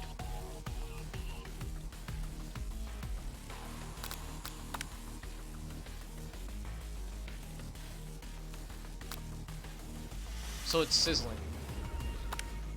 Frick!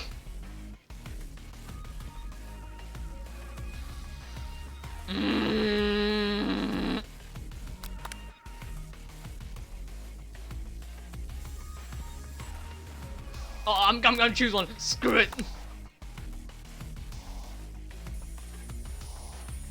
Stop. I don't need this gondola.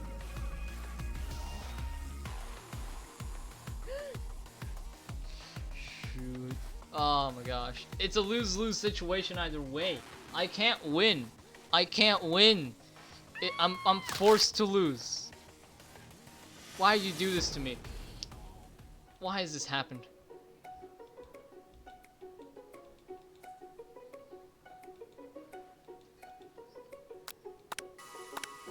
I'm skipping ahead. I'm gonna internalize the rage I feel. The flames cause your eyebrows to catch fire and turn to ash, and they fall off your face, which means people will have a hard time understanding your emotions for the rest of the semester, perhaps forever. Embarrassed and ashamed by your poor performance, not to mention your crispy fried brow, you run for the quad to be alone. The beautiful weather feels like an insult. Inside you, a storm rages. It's Colonel Sanders. He's probably here to tell you that he and Ashley are are in love and decide to get married, and he won't even ask you to cater his wedding because you're a terrible chef and an awful person. I suck. Try to hide from him, but he approaches you directly. I know you're hurting right now. Not just from that devastating loss, but from that run-in with the mixer and that small fire. We should get that checked out. I'm fine. Can you just leave me alone? I'm a loser. I'm not fit to fill your fryer. I'll never be a master chef. Failure is a part of life. Not just for you, but for all of us. You think I've never failed at anything before? That's exactly what I think. Well then think again! I wasn't always the man you see before you enrolled in a culinary school, incredibly handsome and successful and motivated. Well, handsome, sure, I was born that way. But I've never walked through the paths and arrived at dead ends. I was passionate about life, but I failed as an obstetrician. I was passionate about justice, but I failed as a lawyer. I was passionate about livestock, but I even failed as a mule handler. That one was especially humiliating. Mules can be so cruel. I lost my business partner to a gunfight. I didn't know. People see my delicate ribbon tie and my well-kept beard, and I assume that I've got it all together. It's true now, but it hasn't always been. Sounds like this guy could really use a hug. I've resolved then that I was going to amount to something, not amount of hours, labor, or money that could deter me from giving the best I had to give. As Colonel Sanders changes focus, you can see something ignite inside of him. A burning passion. Is it going to happen, guys? One has to remember that every failure can be a stepping stone to something better. My new dream is pure. It's honest. It's something that a humble man in a crisp white suit can be proud of. I will create a new chain of chicken restaurants that will bring joy to the entire world and make up for my past misdeeds. Yay! Just as your moment grows intimate, you're interrupted by a threatening, shadowy presence. No! It's the spork monster. Borko? It is I! I know I said I wouldn't be back after the whole fight to the death thing. Maybe you don't really want to see me anymore, but I just wanted to say that I was wrong to attack you, and I apologize. I have what it is. I know what it is like to I know what it's like to always have someone look down over your shoulder. I can't talk. I suck at talking. Monster problems, am I right? Aw, thanks, Borko. I'm glad there are no hard feelings getting jumped by a giant creature in the dark of a night. Getting jumped by a giant creature in the dark of night can really rile a person up. I also want to apologize for the way I switched into attack mode. I know that you're strong and cooking school can put a person under a lot of stress. I actually used to go to this school. I wasn't always a spork monster, you see. I don't believe it. You were a human once. Oh wait, that was me. Well, no, I was a golden retriever. But I was still a student until one day, some mean kids with a magic spellbook cast a dark enchantment onto me. And I was forever transformed. A magic spellbook. Precisely. I had procured a copy for myself, but somewhere along the way, I lost it. If you find such a book, I beg you, respect it. You're a powerful chef, and shouldn't rely on such dark and evil magic. No, you should be protecting the innocent from those who would cheat them through sorcery and evil. If you need me, don't fear. I will be there.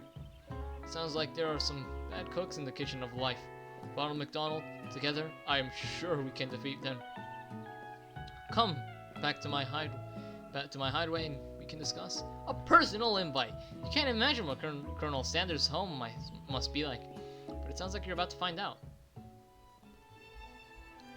Yo, stepping inside Sanders' home, surrounded by his things, you started to feel a special bond with him. It looks like you live such an exciting life, Colonel Sanders. Every day can be an adventure if you approach it with the right attitude. Long ago, I made the decision to never stop searching, never stop working, never stop imagining. What else? Have you been working on any new recipes of your own lately? I'm always excited to talk about food with another ambitious chef. Well, there is something. It's just a side dish I've been tinkering with. Trying to find the right balance of flavors and textures. I'm not sure I've nailed it yet, but I'm close. Colonel Sanders' eyes perk up as he starts to wonder what dish you might be describing. It's meant to pair with something spicy or something crispy. Both, perhaps.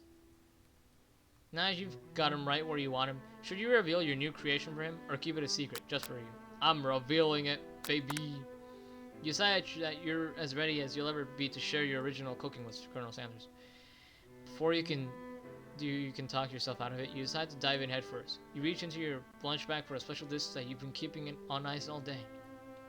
I present to you my original coleslaw! Nice. The shredded cabbage dish glistens in the light of Colonel Sanders' Lux hideaway. Magnificent! Together you chow down on the creamy slaw until just a spoonful remains in the bowl. Do you mind if I hold on to the last bite? I'd like to have it around so I can admire its taste later and think back on this moment. You could offer to make him more, but he seems like a very sentimental kind of guy. Sure, why not? Please make yourself comfortable. I'll be back in just a moment. You realize that now would be the perfect time to do some snooping. Around the room there are various items you can look closer at. Each item seems to radiate memories and emotions. Tap on an item to discover more about Colonel. You gaze out the window across the vast lake range beyond. Just then the ghost of student pops up. Are you thinking about heading out to the world on a quest to avenge my death? Wait, what? I never even learned your name. Why would I avenge you? Of course, I could just tell you my name right now. It can't see you in the middle of something. You open the window, a crack of the ghost, and the crack. You open the window, a crack, and the ghost of student is swept out with a breeze. Tap on the item to discover more about the Colonel. Oh, chicken. You notice a very realistic stuffed chicken sitting on the corner table. When you pick it up, you realize it isn't just realistic, it's real. Taxidermy. Must have been important to Colonel Sanders when it was alive. A little note clicked to the chicken's foot reads, "The true state bird of the great state of Kentucky." What is this? A scented candle. You pick it up and try to identify the smell. It's fried chicken! Power tool? Freshly starched collar? Piece of wood floating in the lake? Summer of 69? No, it's one of the secret ingredients. It's... Tapping an item. It's a lock of silver hair, which is woven in the teeth of the comb. Upon further inspection, you realize that the hair therein isn't just silvery in color. It's actually made of spun silver. Tap on an item to discover more about the Colonel. I don't want to go out. I want to look at this place. Take a closer look at the large urn sitting on the nearby pedestal. There's a plaque on it. It's dusky, but when you wipe it off, you read the inscription. It says, "Here lies the ashes of all my past careers and business failures." Poor guy. The photo appears to be Colonel Sanders, except he's an old man visiting the pyramids of Egypt. Maybe this is where he discovered one of his secret herbs and spices. Okay. Old man with glasses, mustache, and goatee. Old baby. Old baby! An adorable little baby boy crawls across the floor. From the goatee and mustache combo he sports, you figure that he must be Colonel Sanders himself. That, or maybe it's the drumstick that he seems to be waving like a rattle. Who frames a baby picture of just themselves? Probably the same type of person who would make their own face the logo of the company they founded, am I right? Tap an item to discover. One of the framed photos shows an old man who looks a bit like Colonel Sanders standing with a friend. They hold fried chicken drumsticks and appear to be cheersing them. You look closely and see that there's a short inscription. I wonder who my friend Pete is. Tap on an item. Okay. There must be where he keeps a secret recipe. You think for a moment. What number is important to Sanders? Then it dawns onto you. As soon as you turn the dial to 111111, the safe opens. Inside it you find a single note. Can chicken be prepared sashimi style? Okay. Yo! Yo! You open the door to Colonel Sanders' closet and find a row of his signature white suits hanging within. You take one off the hanger and try it on.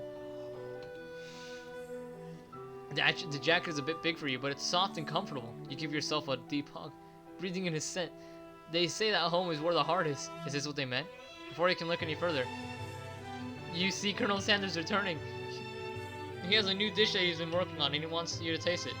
You try to act casual until he asks you why you're wearing his jacket.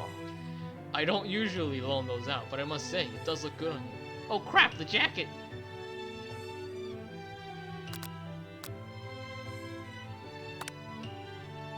I think I've developed feelings for you.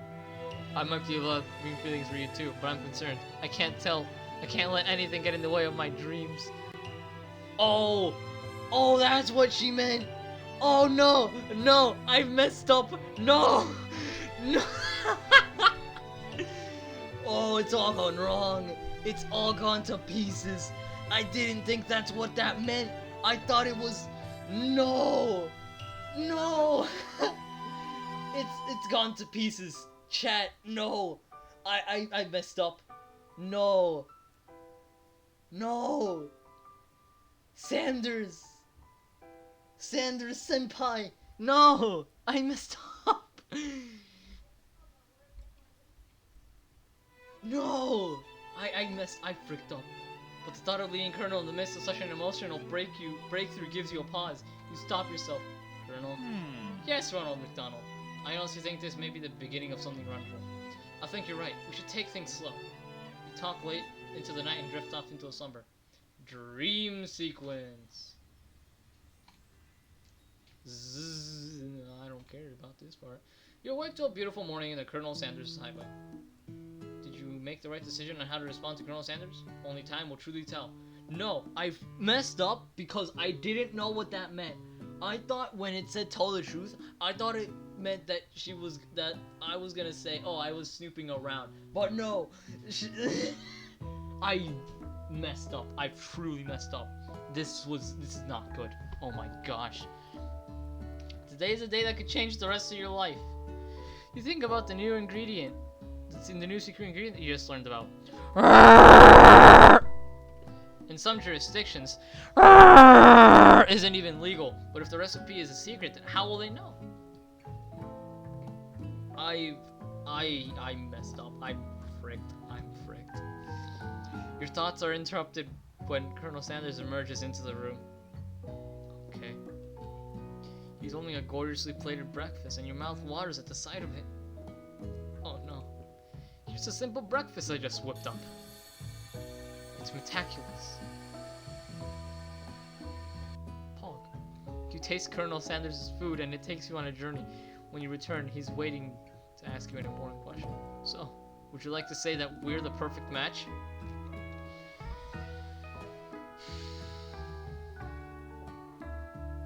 That was smooth. How presumptuous! My cuisine and your taste buds, that is.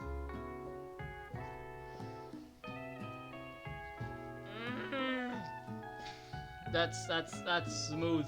That's smooth. Colonel Sanders is smooth. Oh my gosh. Take him down a peg. What's that mean? What's the first one mean? What does take him down a peg mean? I don't understand the meaning of taking him down a peg. What does that mean?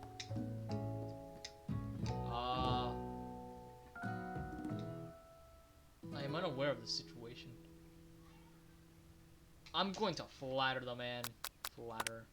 You know, I think we might make a great team. Yes. Pog! A single tear begins to pool in the corner of his eye as he gazes out the window.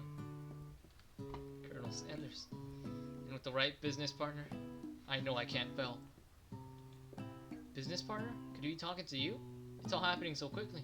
Overcome with emotion and confused by your feeling, you're on the verge of tears. Unable to speak, the only answer you can find is to run out the door and get home. There's still one more day of school after all. The University of Cooking School Academy for Learning waits for no one. You get home to find something very surprising. Your best friend is waiting there for you. Where have you been? Because I had one heck of a night.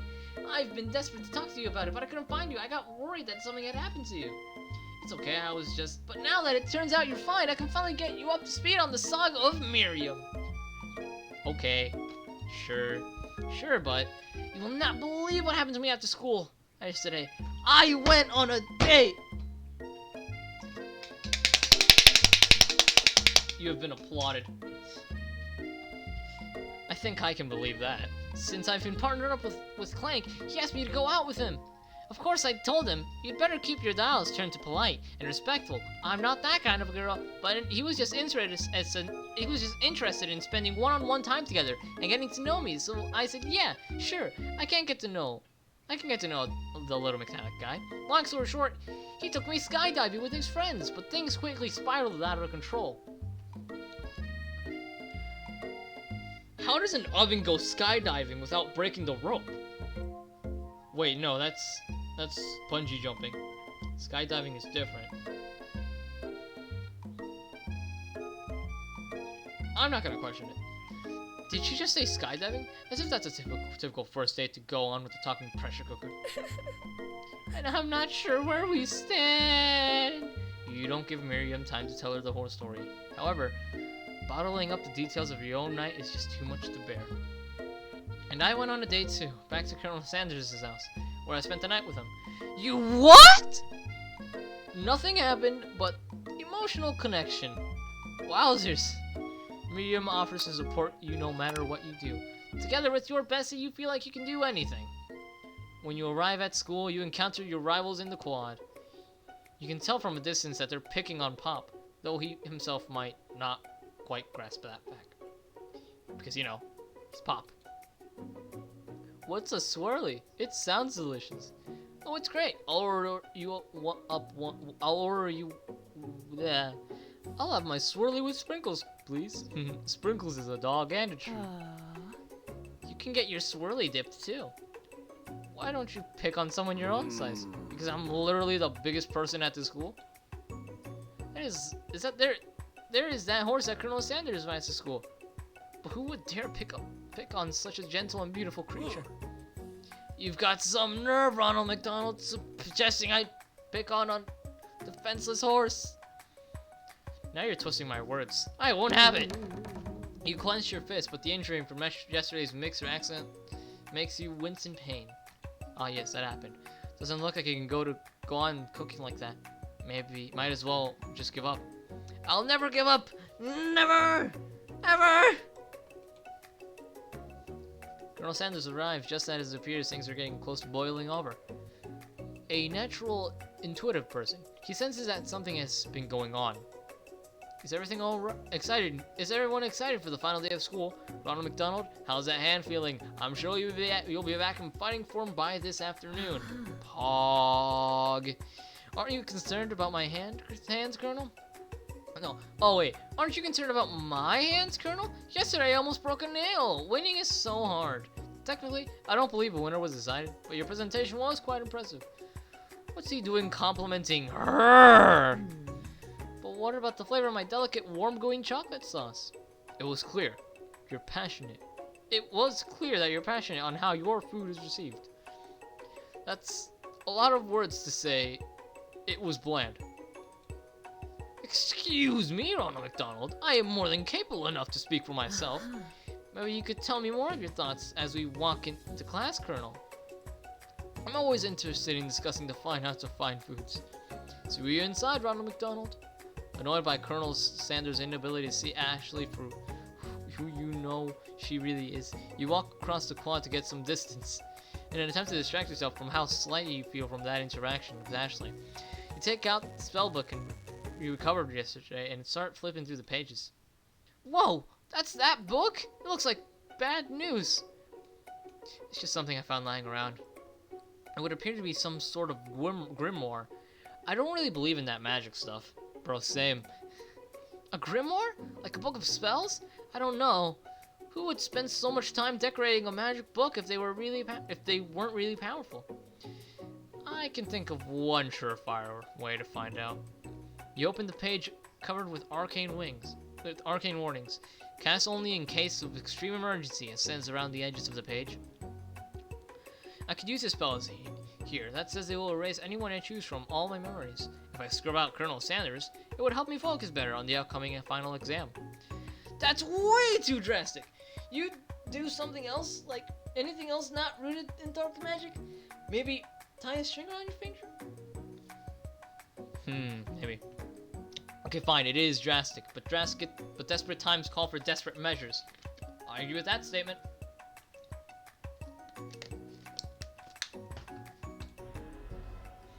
You got a memory erasing spell sitting right in front of you, and a pretty good excuse to try it out. No. You take your friend's advice and put the book away. It's almost time for class. I would not do that to myself. I'm not gonna hesitate. I was not gonna hesitate with that question or option. Alright. Sprinkles is waiting in the room for a student to arrive. He clears his voice to make a quick announcement. I want you all to know I feel something of a dog moment coming on, but I assure you it's nothing to be afraid of. His cute little nose scrunches up and he begins to breathe quickly. He must be hungry. Reach out for some old homework and give it to him as a snack. Dogs are unpredictable. Sprinkles stops in his tracks. He focuses on the window. The room is dead silent. When you follow his gaze, you see a tiny orange squirrel perched on a cherry tree right outside. Sprinkles turns feral and runs to the window of the classroom. He begins barking uncontrollably at the squirrel outside. Terrence! I told you never to come back here, Terrence! I will destroy you, Terrence! Ah!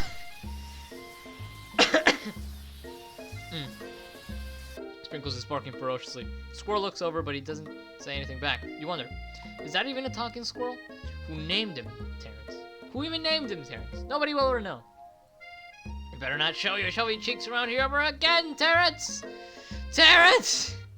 After Sprinkles is satisfied that his presence has been felt by not only Terrence, but any other squirrel in hearing distance, he returns to his professorial tone. Ahem, I apologize for the outburst. This actually brings up an important point. Thank you, Ronald McDonald, for reminding me to dole out this indispensable bit of wisdom. You see, before he can go any further, Miriam's love drama spills over into the class. Sprinkles is interrupted by words and sparks coming from the back of the room. I told you to save it for after class! The robot! The robot! Clank! You think I wanted to be thrown from a plane strapped to a stranger? Miriam and Clank appeared to be arguing, but you still haven't learned to speak Clank's language of mechanical noises. Word. But no, you have to show it off to your cool friends, Jeff and Joan. J and J forever. Watch us form a triangle in midair as we descend. Triangles are the strongest shape, don't you know? Bzz, bzz. Yeah, that doesn't make it a great day. Beep. Then just take Jeff and Joan with you. You can hold all hands as you pedal down the mountain, or a cliff, for all I care. Sad beep. Clank begins to shudder. Steam pours out the gaps in his panels, and then a loud ding stops him in his tracks. Beep. Zzz. No amount of seasoning is going to make me want to eat that, Clank. Clank burps out a completely deep-fried sneaker. Considering that he himself has wheels, not feet, it's not entirely clear where it came from. In terms of deep-fried footwear, I guess it looks okay. Oh no, Clank. Clank slowly rolls out of the room to be alone with his shoe. Everyone tries to pretend like they didn't see that entire thing go down. Nothing like a loud public breakup to cast a pall over the final day of school. Well, that was unfortunate. It really was, Sprinkles. But we mustn't be distracted from what lies ahead. The final competition showdown challenge exam. I'm still working on the title, but I think you get it. Test time approaches. See you all at the arena. But before you can think about your upcoming competition, there's a very beautiful soul in need of a pep talk. Hey Miriam, are you okay? Okay? I'm so mad I could smash a tiny pug, spilling several droplets of hot cocoa all over the floor. How could he embarrass me in class like that, in front of everyone? Her tiny cocoa is a delicious treasure, so you know that this breakup is no joke, even if the source of her frustration is such a silly boy. I know that you know this, but I'm gonna say it out loud. You don't need anyone. Me and you, we're gonna cruise through this final test and hit the carpool lane to Success City. Miriam brightens up, imagining the wind rushing through her short bangs. But she hesitates to embrace the feeling all the way. You're not going to saddle up on Colonel Sanders' stallion and ride off into the sunset without me. Of course not. Well, maybe. But sort of. But I'm sure there's a pony out there with your name on it. And a big ranch enough for both of us and whoever else we want to bring along. If it's not Pop or Clank or anyone else you meet today, tomorrow, or this whole year, so what? You're a special person who shouldn't settle for the first someone they show a little interest anyhow. Miriam gives you a big hug and wipes the tears from her cheeks. I should really review my menu for today. I'm going to make a very special soup. Poggers. Very pog. Special soup. Very pog. And I bet that Professor Dog is gonna love it up. While you were pep talking Miriam, you completely missed lunch, but that's okay, because you had a better idea of how to spend the time before your exam. You decided to head to the arena early to practice a dish. This is it, the location of your final challenge. A test of will, a test of courage, a test of talent. And a chance to beat the pants right off Van Van, the supposed man-man, and his evil counterpart, Ashley. As planned, you begin to run through a quick test of the recipe you've been working on. Ronald McDonald's famous chicken pot pie. After practicing for months, making this dish comes to second nature to you, and you're able to quickly get a fresh pot pie in the oven. But as soon as you do, your cram session is interrupted by Colonel Sanders. Senpai! Ronald McDonald, what are you doing here? There's still time before the final exam. Oh, just taking it all in. I'm big into visualizing success. I'm looking at my station and picturing victory. The pot pie has begun to bake, and the smell is slowly filling the space around you. Visualizing, huh? That's too bad. I was hoping you were cooking something very delicious. You'd usually happily share your food with anyone who was hungry, but the last time you let Colonel Sanders get into your head, it cost you a cook-off. You said that it's time to put your cooking above your romantic desires, but that decision gets hard to stick to when the timer goes off behind you. Ignore it, like there was no sound at all. Fess up about your practice dish. Okay, you got me. I'm doing a little bit more than visualizing. I know. My nose can smell a pot pie from 400 yards. That's an oddly specific distance, but you expect nothing less from such an oddly specific man. I knew it was a pot pie. You knew it was a pot pie just from the smell? Not just a pot pie, but a chicken pot pie with an all butter crust. Oh, my nose is telling me something else. Oh no, is it burning? No, I can smell it was made with a heaping helping of TLC. But it'll probably start burning any second if you don't pull it out. The moment of truth. Wow. I've never had chicken pot pie ever in my life. I am depressing. This is the best pot pie I've ever tasted. I've always loved country to cooking, and I could eat this all day. There's no time left. The final showdown is about to begin. Sprinkle lays down the ground rules. There are no rules, that is, except to cook with everything you've got.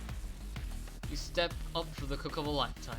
You decide that mac and cheese plus pot pie you've been practicing are just the dishes that will push you to the edge of victory. Meanwhile, Van Van and Ashley are prepping wildly elaborate dishes for their usual over-the-top selves. Miriam has her giant magnifying glass and several sets of tweezers. She's definitely prepared to go big, going small. Colonel Sanders seems to be harnessing his 11 herbs and spices, but he's trying to find a way to improve on something perfect.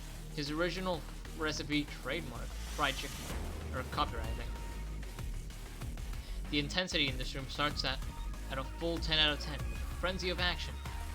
Everyone is calling out cool special cooking moves as they prepare their food. Wow, this is getting serious. Colonel Sanders batters his chicken as it levitates through the air. Egg wash! Miriam furiously injects ingredients into an itty-bitty pot of broth. Best friend Baster Blaster. Okay. Van Van pectorals as he chops open a sea urchin. Let's rock and roid. Okay. Ashley scoops her pastry off the tray with lightning speed. Shallow personality spatula.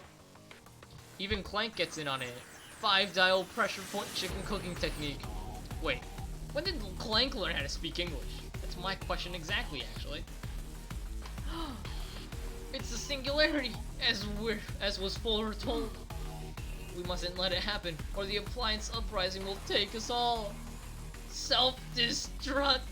Van quickly unplugs Clank and rolls him out the back door of the arena.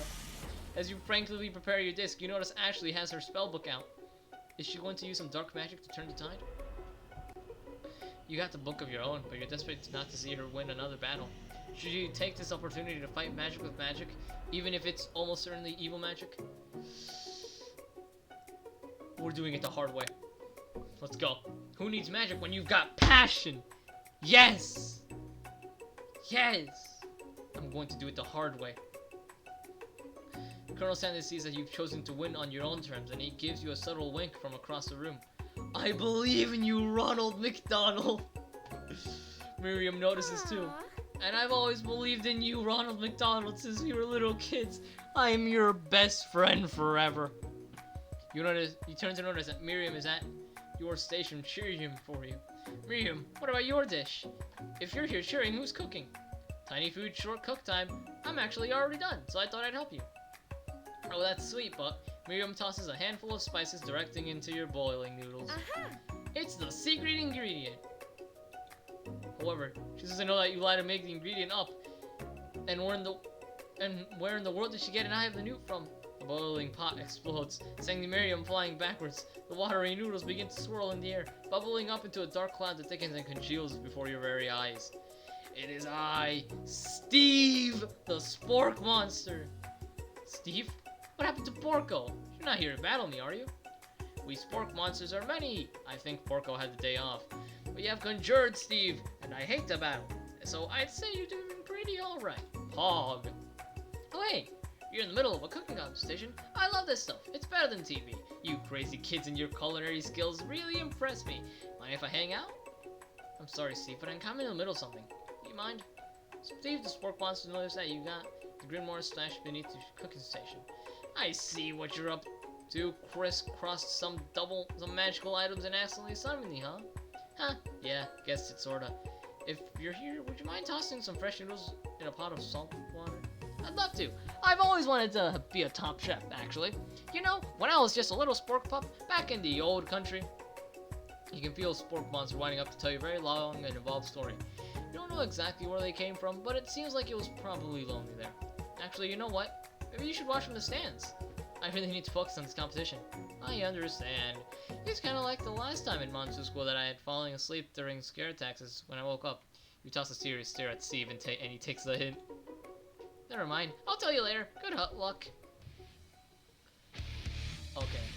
Having suffered this huge setback, you don't know how you could ever win. You summon extra power from deep down within yourself. I can do this. I have whatever it takes to win. I came here to win. Your hair turns mac and cheese. She's orange as culinary energy flows through your body. My heart is pure. My hands are steady. My taste buds have been preparing for their entire lives for it. Oh, yes, Ronald McDonald, you are the chosen one. You will avenge me. The power you've been summoning immediately fades back out. You're interrupting my inspiring monologue. Why? Sorry. My heart is pure. My hands are steady. My taste buds have been preparing their entire lives for this moment. I will show you the world of my cookery. Oh, no, I will show you my world. I will show the world my cookery.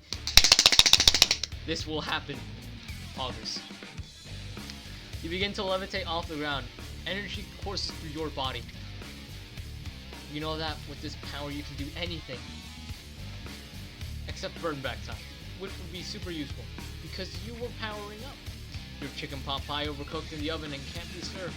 Don't worry, dear Ronald McDonald, you have suffered some setbacks, but all is not lost. Impressed by your fortitude, Colonel Sanders decided that you've earned his support. I've been watching you today, and I must say, I've been truly impressed. You've been thinking on your feet and rolling with the punches. He steps up to your station and stands right beside you. I'm here to help. All you've managed to make is mac and cheese, and the time is almost up if you're going to need it. Colonel Sanders, what about the test? What will happen to you? What about the rules? Following the rules has never been my thing. I follow my heart. What? A guy. Colonel Sanders unfolds a delicate white towel to reveal the most serious, delicious fried chicken tenders you've ever laid your eyes on. And besides, sometimes unexpected combinations have surprising effects that surpass their individual efforts. Are you suggesting if we combine forces, we can form the perfect food union? Time's up, students! What? With time expired, it's the moment that everyone has been waiting for. You must know now. Prepare to present your dishes. I'm ready. A handful of students stand tall, but the class seems incomplete. It seems we're missing some students. Pop? Clank? She's right. I've not seen Pop. I have seen Clank though. Clank got kicked out. From off screen, you hear a pure and innocent giggle that can only come from one student. Who is it? Heh, I'm flying. It sounds like it's coming from that broom closet over there. Miriam, would you mind? Inside of the closet, you see Pop hanging on a broom hook by the elastic of his underpants.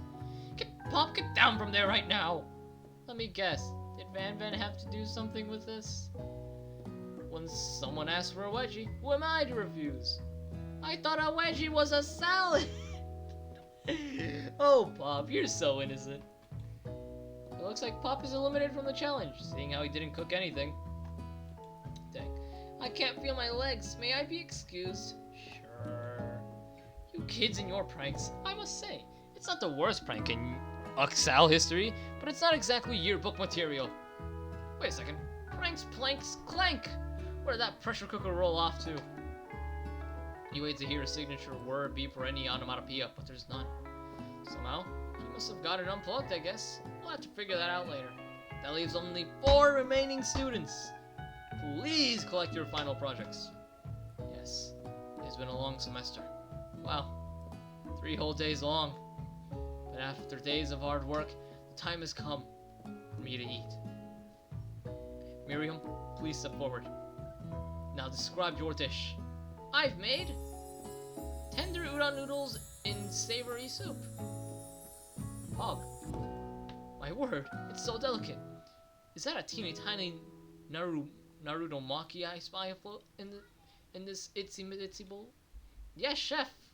Please call me Sprinkles. Chef is my father's name. Nice.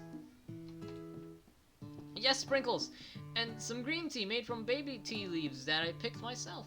Sprinkles carefully sniffs around the dish before opening his mouth and letting just the tip of his pink dog tongue dip into the bowl. Sublime! Would anybody else like a taste? Oh, come on. I'm not one of those dogs who doesn't floss. I even have a really cute electric toothbrush for dogs. Fine, I'll enjoy it all by myself. And in a flash, the entire meal has been devoured. Not that it took much. It was less than a nimble's worth of soup. Okay. A plus! Rarely do I taste a dish with much love poured into it as yours. Miriam is overjoyed. She gives you a huge hug. I did nothing! Thank you, Ronald McDonald, for helping me believe in myself. No problem, because when you believe in yourself, all your dreams will come true. Van, you're up! Now describe your dish. I've made uni over smooth egg custard in an axe-hewn urchin shell, topped with caviar. It's actually pretty good for an off-brand JoJo reference. Did you skewer one type of urchin with spines from a second, different colored type of urchin? Yes, Sprinkles. A bit much, don't you think? That's exactly why I did it. A bit much is kind of my brand. Doesn't it look cool? Sprinkles leans in to sniff out the uni, but he can't get his nose close on account of all the spikes. He begins to paw at it erratically, causing the custard to slosh around. Woof woof! Please be gentle with my cuisine. Grrr. Finally, Sprinkles goes all in. Tongue first, but he can't get past all the needles. He reels back as his tongue is poked and prodded. Ouch! My tongue. The professor appears to be having an allergic reaction to the sting. I can't eat this. It keeps poking my tongue. Disqualified! A stunning turn of events. Who would have thought that serving food in a bowl made of needles could make it difficult to eat? Dejected! Van does not go gentle into the night. Disqualified for glamour? Don't discount simplicity. This isn't the last you've heard of me! Okay. Before forcing us to endure his swollen tongue for another moment, Sprinkle graciously laps up a bowl of milk. I know, yeah, I'm a dog and I drink milk. Get over it. Sometimes it helps calm down my agitated tongue. Next student, Ashley, it's time to step up. Now describe your dish. I made orange blossom Turkish delight in a light rosewater syrup, topped with a French meringue, and connected by sugar glass. Huh. That actually doesn't sound too bad. Indeed, it's quite delightful. However, I'd ask that you please refrain from eating it or attempting to taste it anyway. It's very fragile and meant to be in a display piece. Don't eat food at a cooking school? Get toast in your ears or something, Ronald McDonald. I told you it's a display piece. Actually, I must say, it is beautiful. However, this is a cooking competition at a cooking school. Yes, yeah, which is why I cooked it, and did an extremely good job cooking it, too. I didn't realize that we were having an eating exam. If I wanted to be judged on eating, I'd go to the College of Eating School for the hungry. Frick you. I suppose you could smell it if you absolutely insisted, but don't breathe too hard, you might disrupt the sugar spiral. If the food cannot be eaten, it cannot be judged. You are disqualified! Yes! Rage overtakes Ashley, as she finally cannot keep her two-faced routine up. You wouldn't know high-end cuisine if it cooked you! And with that, Ashley storms off to rededicate herself to being the best. But this time, without being shackled by trying to be fake nice and liked by everyone. This isn't the last you've heard of me, either! If this class gets much smaller, I'll be teaching myself. Yes, it seems like it. You and Colonel Sanders, final cooks, step up together. I wonder what's going to happen. I'm actually quite interested to know what's going to happen next. Oh my gosh. 2 chefs? What began as a bowl of delicious mac and cheese has become something else. He examines it closely, sniffing and eyeing the bowl. Uh-oh. I don't have a good feeling about this. From somewhere in the room, a literal drum roll plays. Just when I thought I've seen everything in this kitchen, you gave me this completely blow me away. In my 49 dog years of life, I've never tasted anything so delicious and perfectly balanced. It's so delicious in fact, that everyone passes the class. You pass, and you get a pass, and you get a pass. Everyone gathers around and partakes of the mac and cheese bowl. They all seem to transcend this reality into another dimension. You win!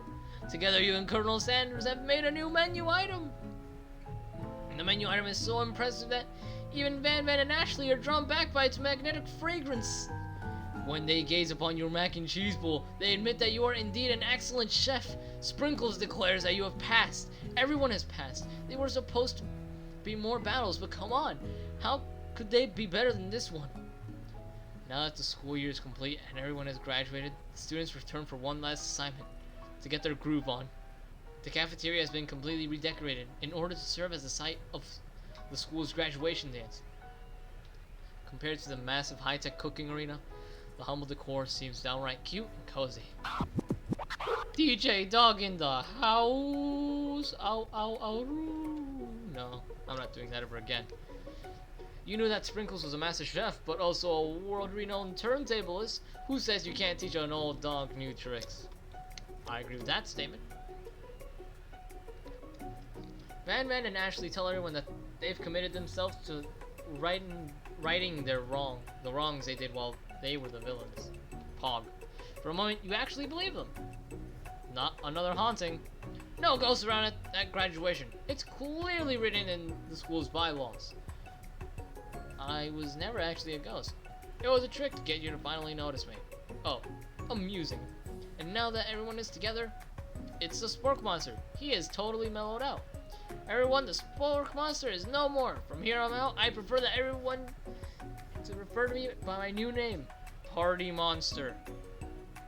This is getting weird. It's almost endgame now. Student tries to finish what he had to say, but everyone is too wrapped by talking to Party Monster. Dejected, student walks off. Maybe things didn't work out for Miriam romantically. but she found that the love in her cooking. And you know she's gonna do great.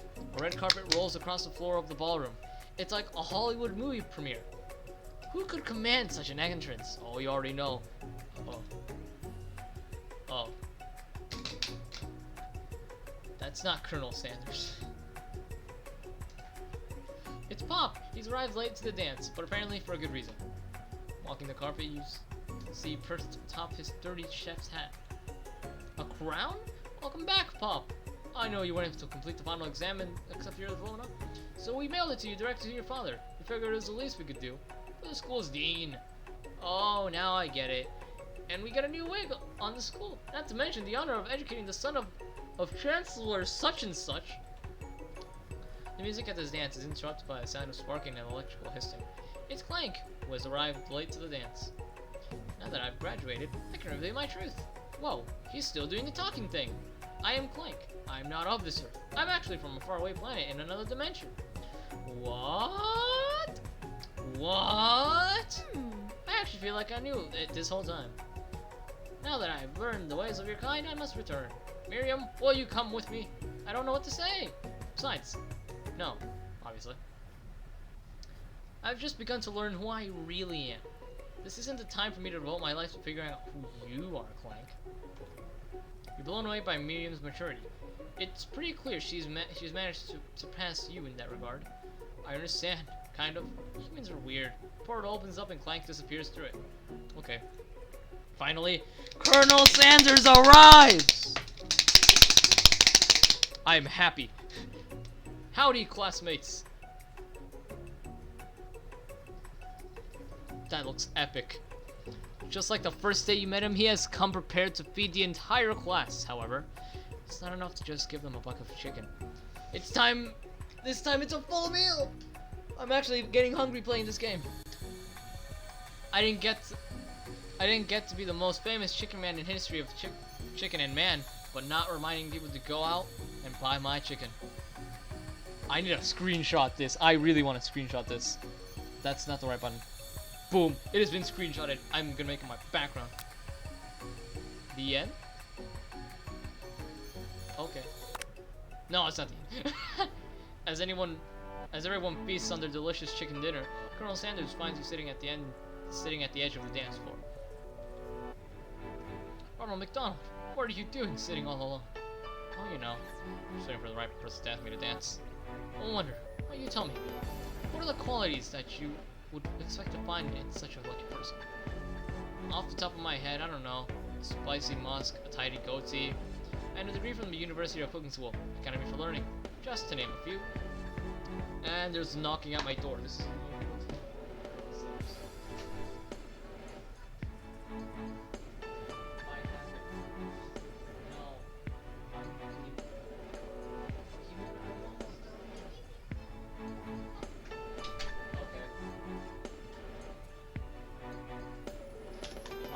is this thing annoying, so I'm just gonna keep doing it for the next 5 minutes.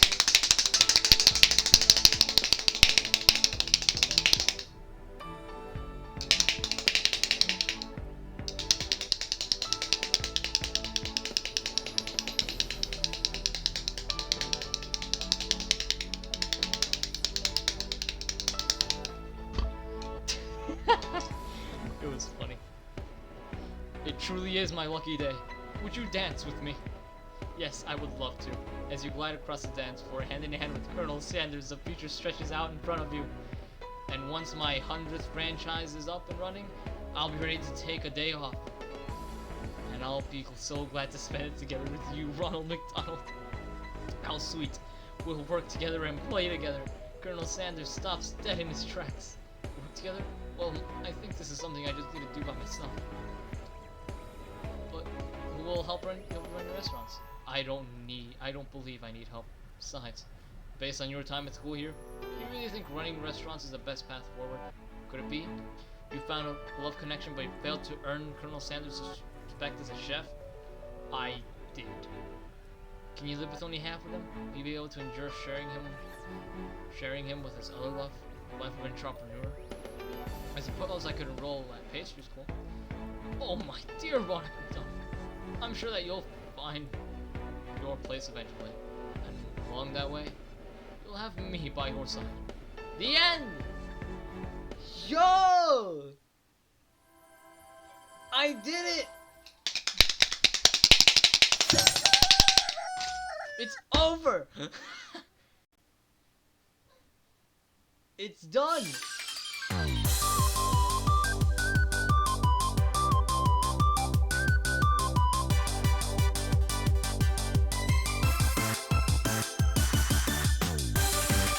This hurts my ears and my eyes.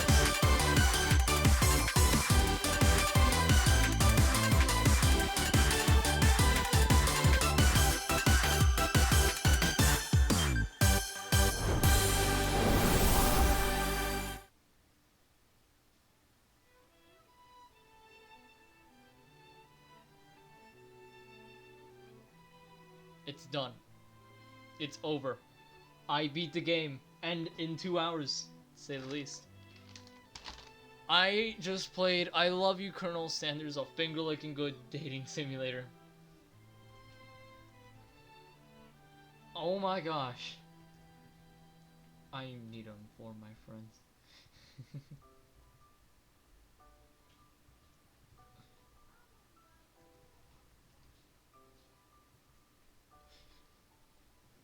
It's over. Do we end up with Colonel Sanders? Yes and no. Was it worth it? Yes and no. Oh my gosh. Oh my gosh. Oh my gosh. This game... I have no words. This game was... special. It was an experience. This game was great. Oh my gosh, this game was pog.